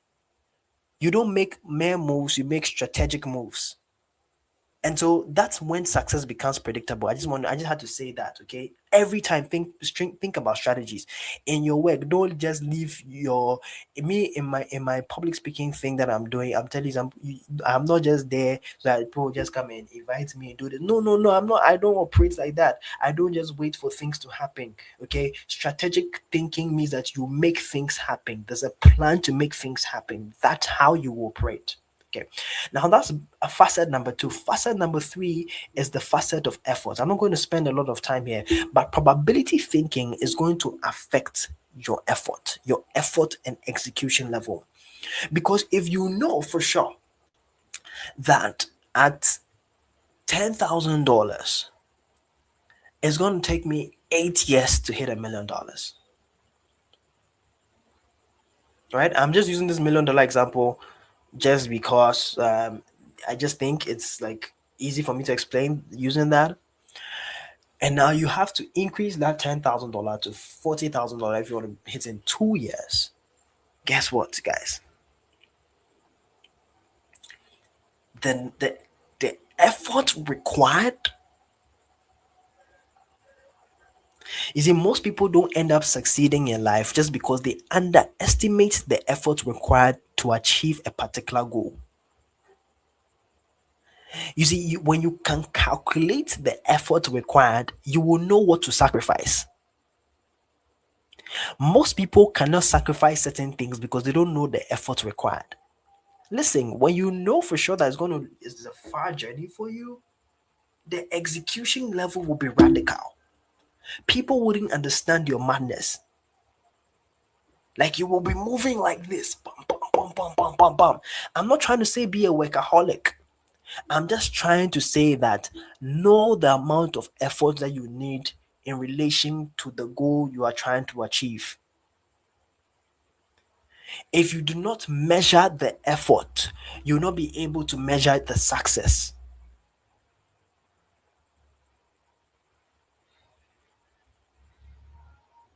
When you're able to measure the effort, it's almost going to be impossible for you to miss. Because you know that, oh, I need all of this effort. I need to go like pace 100 when everybody's moving at 20. That's what probability thinking does for you. Because when everybody's just doing maybe that $10,000 and you were working your company, you know, okay, I've got to start another company. I've got to move here. I've got to make this move. I've got to make this investment. I've got to put in fixed income funds. I've got to put in this crypto thing. I got to do it. This like you begin to expand the thinking, and the effort will be wilder than everybody else. This is the action part of it, of probability, because you belief is intangible, strategy is tangible but is theoretical, effort is the practical. All right. So eternal, theoretical, pragmatic. That's why these it affects these three things, because the belief is eternal, you can't see it, is intangible. The strategy is tangible, but it lacks pragmatism, effort has the pragmatic equation in it. And so effort is that thing that's whereby you are, and just for you to understand, the effort is not just mere effort though. The effort is based on the strategy made. So if you do not have that strategy, your effort will be in vain. So that effort is, the level of your effort will be dependent on on, let me say it this way. The level of your effort will be dependent on the sharpness of the strategy. So, right. So like you've developed that thing. Now you know that, okay, bro, now this effort I've got to like double it, double it. If you don't just analyze that, you will know. So that's what I was saying. So even within my space, I knew one thing about like the consulting space is that it's very difficult to be inside in the speaking space, be on these big stages and stuff like that, or be taking these big deals and big contracts if you are young. Now me, I'm young. And number two, I look younger. And so the type of efforts that I need compared to somebody who is in his 50s, come on, man. I have to be like a mad guy. Like I cannot relax. That's why I was telling you guys that when I looked at what I did was that, and you see the thing about effort is that you can reverse engineer the effort. This how this and you can reverse engineer the effort in terms of probability. You look at the best person in the scene. This I call it the principle of the peak. You look at the person who's at the peak of any scene, any terrain. Okay, for me, I looked at the who was the best consultant. Now that consultant was doing two workshops at the time. The person was doing two workshops a year. I said, if the best is doing two workshops a year, do you know what I should do? I should times three it. So do you know what I did? I did 6 workshops in 1 year. That is what you call effort.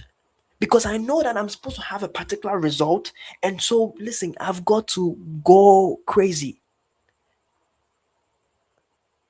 But you reverse engineer that effort. So, the effort, it's very strategic. What you do is you look at the persons at the top, you hack them. I always teach this, the principle of the peak. I always teach this.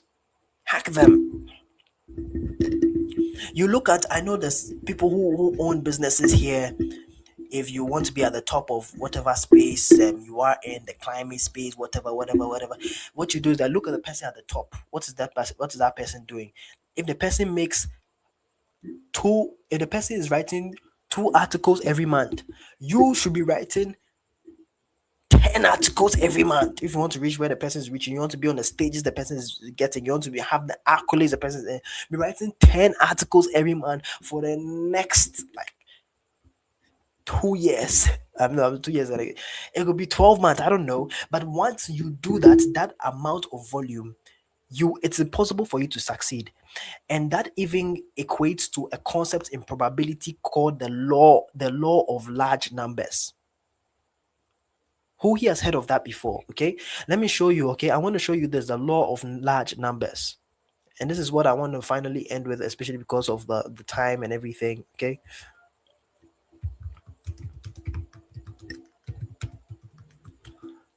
the law of large numbers is my screen showing. Oh, okay. No.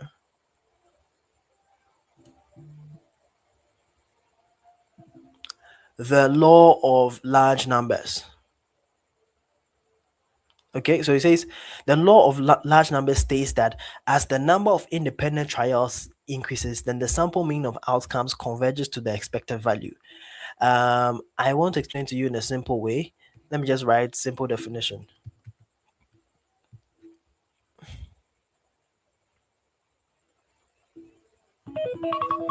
Okay, my alarm has gone off. It's time for us to end quickly, so I will hurry up. Uh, I want to put it, like, I don't want to, I can explain this for you, but I want you to be able to read this while I'm here. Um, the law of numbers states that as you increase the number of trials or observations, the average of the results gets closer to the expected value.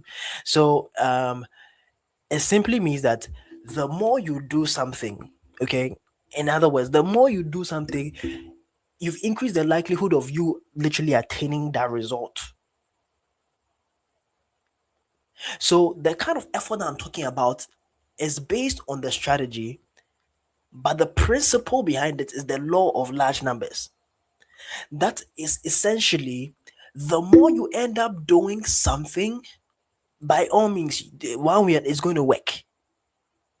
It's going to work. For example, if you take the die, okay, and you're trying to hit a six, okay, and you spin one time it didn't come, two time it didn't come, three time it didn't come, four time, of definitely one of the times you're going to get a six. You cannot be unlucky. Right? The more you do something, you increase the likelihood of attaining that result. Yes. You cannot be unlucky. If you keep on spinning the die, you are going to hit that six. That's what I'm talking about with the effort. Effort is based and hinged on the law of numbers, of large numbers. When I'm talking about effort in terms of this probability, I'm thinking about effort in terms of the law of large numbers. So when everybody is doing, if when everybody within your space is doing, you looked at the best person within your space. Your best person within your space is doing two radio marketing, two radio adverts. You should be doing like eight. The magic happens with effort when you combine the principle of the peak with the law of large numbers.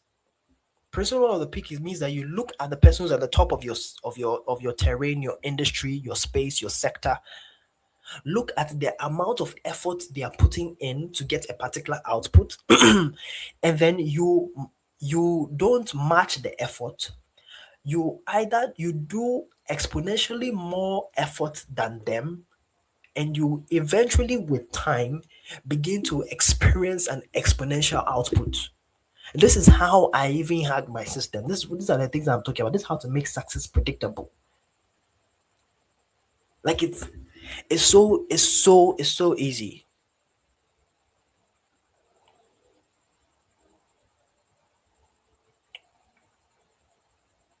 That's why people like they will always succeed, because they know that if I do it enough times, it's going to work.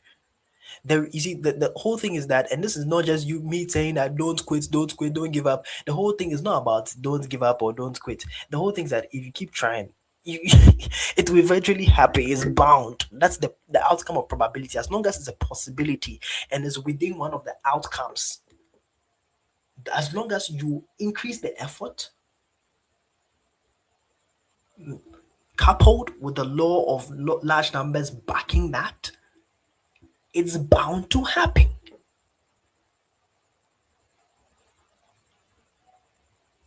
So this is how the dynamics of probability work.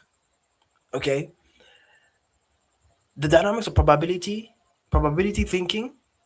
All right, that's going to affect the three facets: belief, strategy, and your effort. The type of effort that you need, because if you know where you are going, your desired destination, the effort, that means that even the type of speed. If I use the if I use the example of if I want to use the example of a car and stuff like that. If you're going somewhere and you're late, the speed that you even use, like you'll be moving more urgently, you'll be rushing. Even exam, when you know that the time is about to end and they say, okay, 5 more minutes, then you see how you all of a sudden you begin to enter a certain flow state, you'll be writing.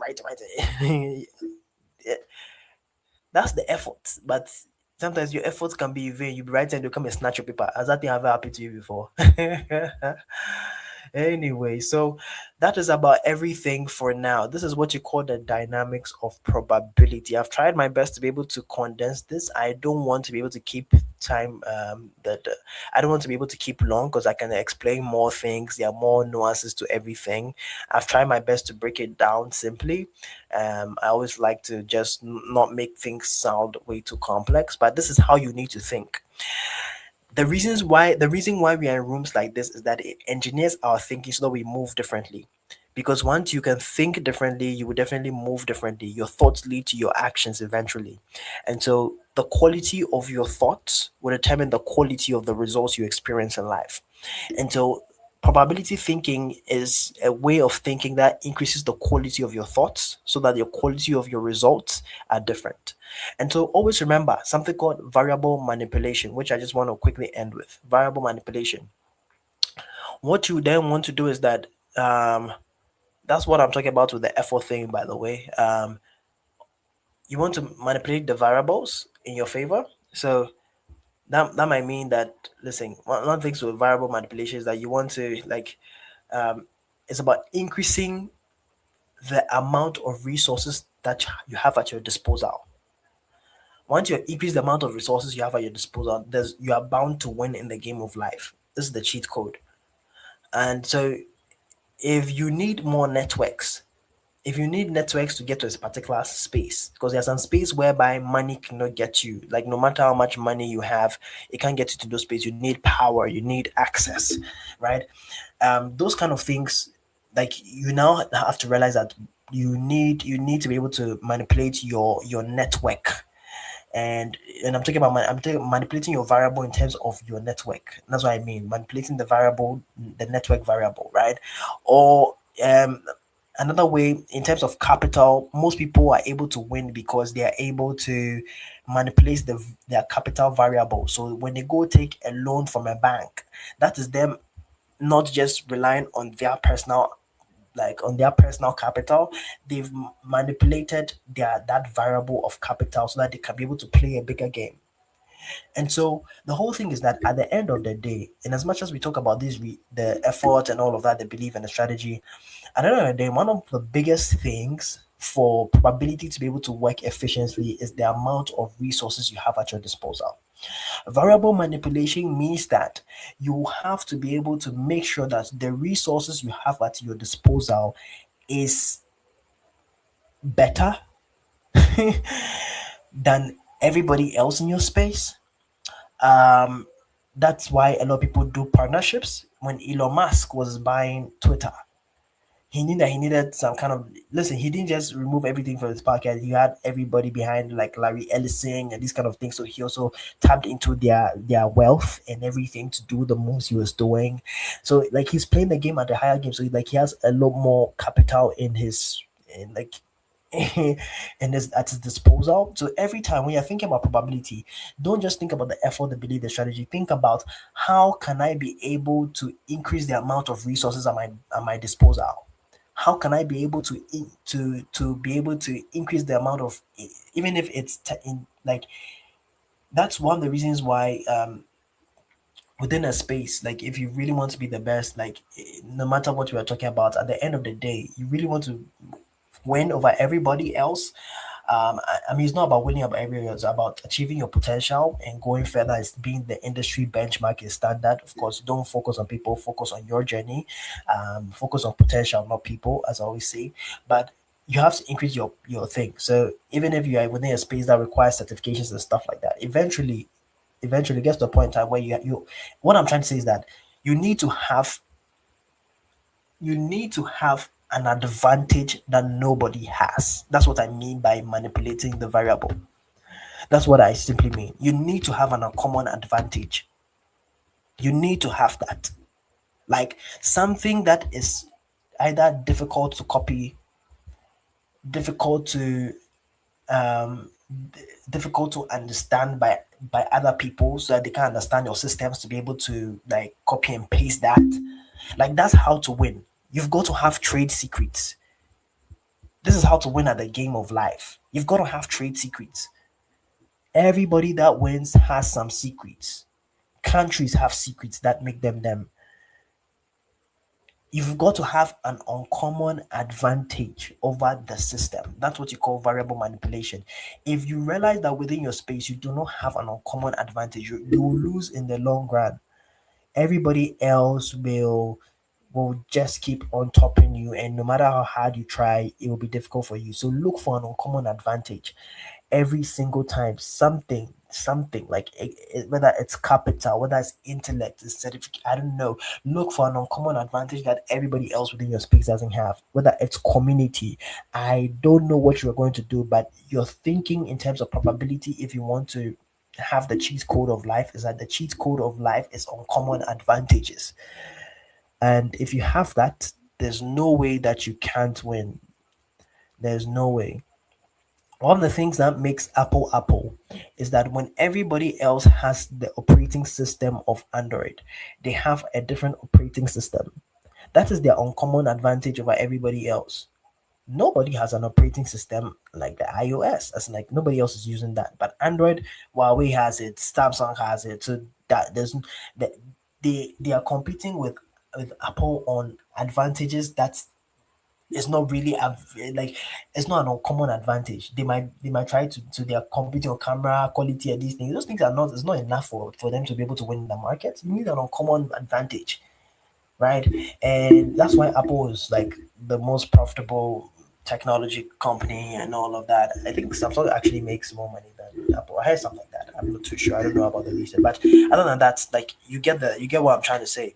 It's because they have an uncommon advantage. Nobody, like everybody else, is sharing an Android, the Android operating system. They have an iOS, so it's like, oh, that's the different factor. That's one of the things. So you've got to have that. Have something that people cannot emulate easily, and once you have those things, you will be ahead of the game by by a mile. Really, I promise you. All right. Does anybody have any question? I'll take like a few questions if you have any question.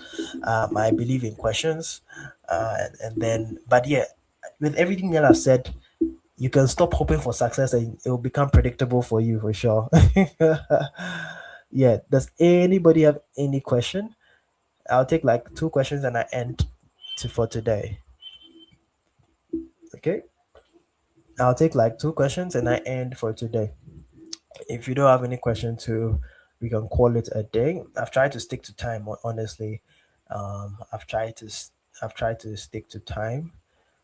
If you want to, I think we started the dynamics of opportunities itself at 30 minutes. So if you're watching the replay, just skip all the way to 30 something minutes and then you'll be able to watch what we have for today.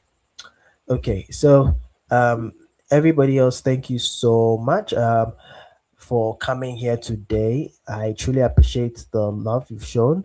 And for those of you who have stayed all the way up to this point in time, I truly appreciate you all for doing this. Um, my whole thing is that you don't just leave this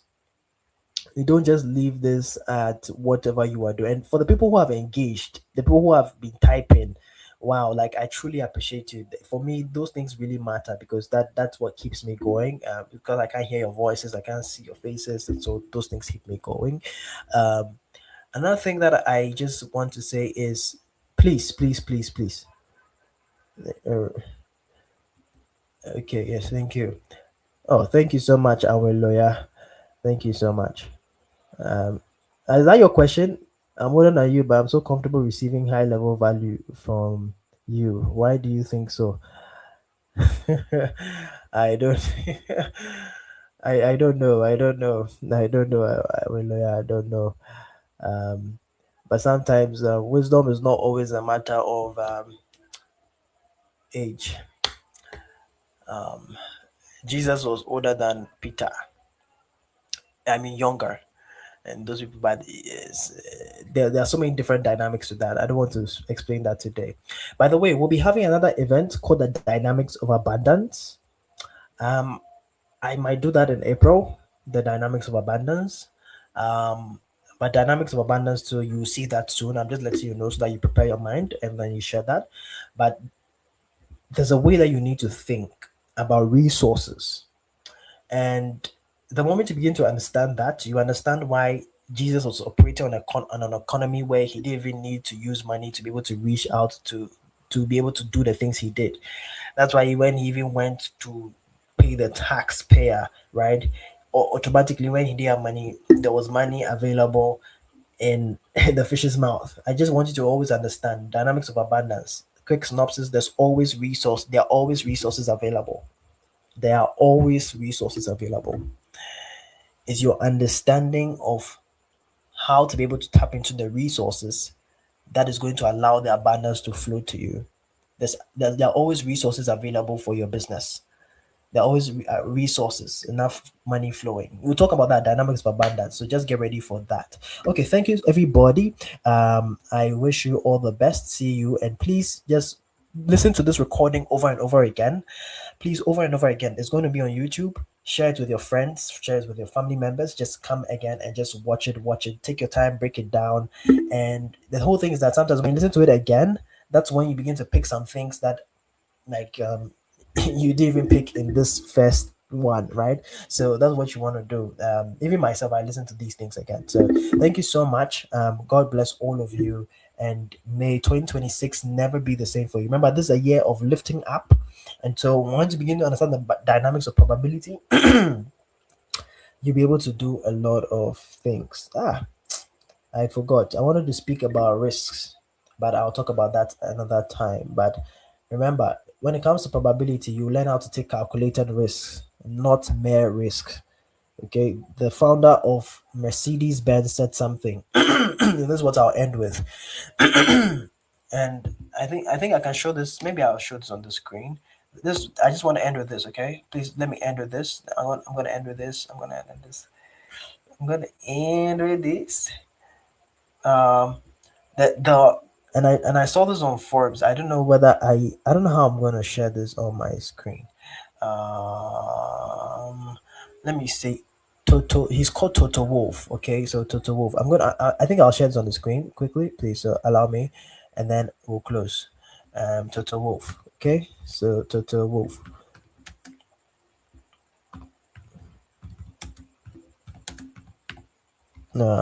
I just hope I found. I find. Sorry, I just hope I find. Um, I just hope I find this. I just hope I find this. I just hope I find this. I just hope I find this. I just hope I find this. Okay, but it's on my phone here. But simply, he said this is Toto Wolf. He's the CEO of he's the CEO of Mercedes AMG F1 team, and he said something. He said, "I only okay yes, I only do calculated risks." And calculated risk means even the worst outcome is something that I can cope with. This is one of the top guys. Okay, literally, he says I only do calculated risks, and calculated risk means the even the worst outcome is something that I can cope with. That is him thinking in probabilities. When you think in probabilities, you understand that you don't just take any type of risk. Like people say, oh, take a risk, take a risk. No, no, no, it's not just any risk you take. You take calculated risk because you have measured your outcome in terms of your effort, in terms of your current location. So you know that okay, when I do this, the odds are in my favor, the odds are not in my favor, and so even with that, you'll be able to know that if you get an outcome that you do not really like, is something that you can cope with. Listen, it's very bad when you take a risk, and then when you take the risk, the outcome is very and is very. Let me say it this way: it's very hard when you take a risk, and the outcome from the risk is something that is very negative. What happens is that it's not just about, oh, I took a risk and it didn't work out. It creates a trauma in your mind, a trauma. You have PTSD. So when you are taking risk, calculated risk is another way to avoid trauma, because trauma, it's not everybody that outlives taking a risk that they don't recover from. And so that's how you need to think about probability. Please take calculated risk, no mere risk, and probability will be your portion. So probability thinking or possibility thinking, you win the game of life. My name is Paa Kwesi Folson. Thank you all of you. Um, thank all of you for thank you again. We end here. Good night. God bless you. Watch this again. Bye bye. This is the school of Lumen. This is the school of light. All right. Thank you. Bye bye.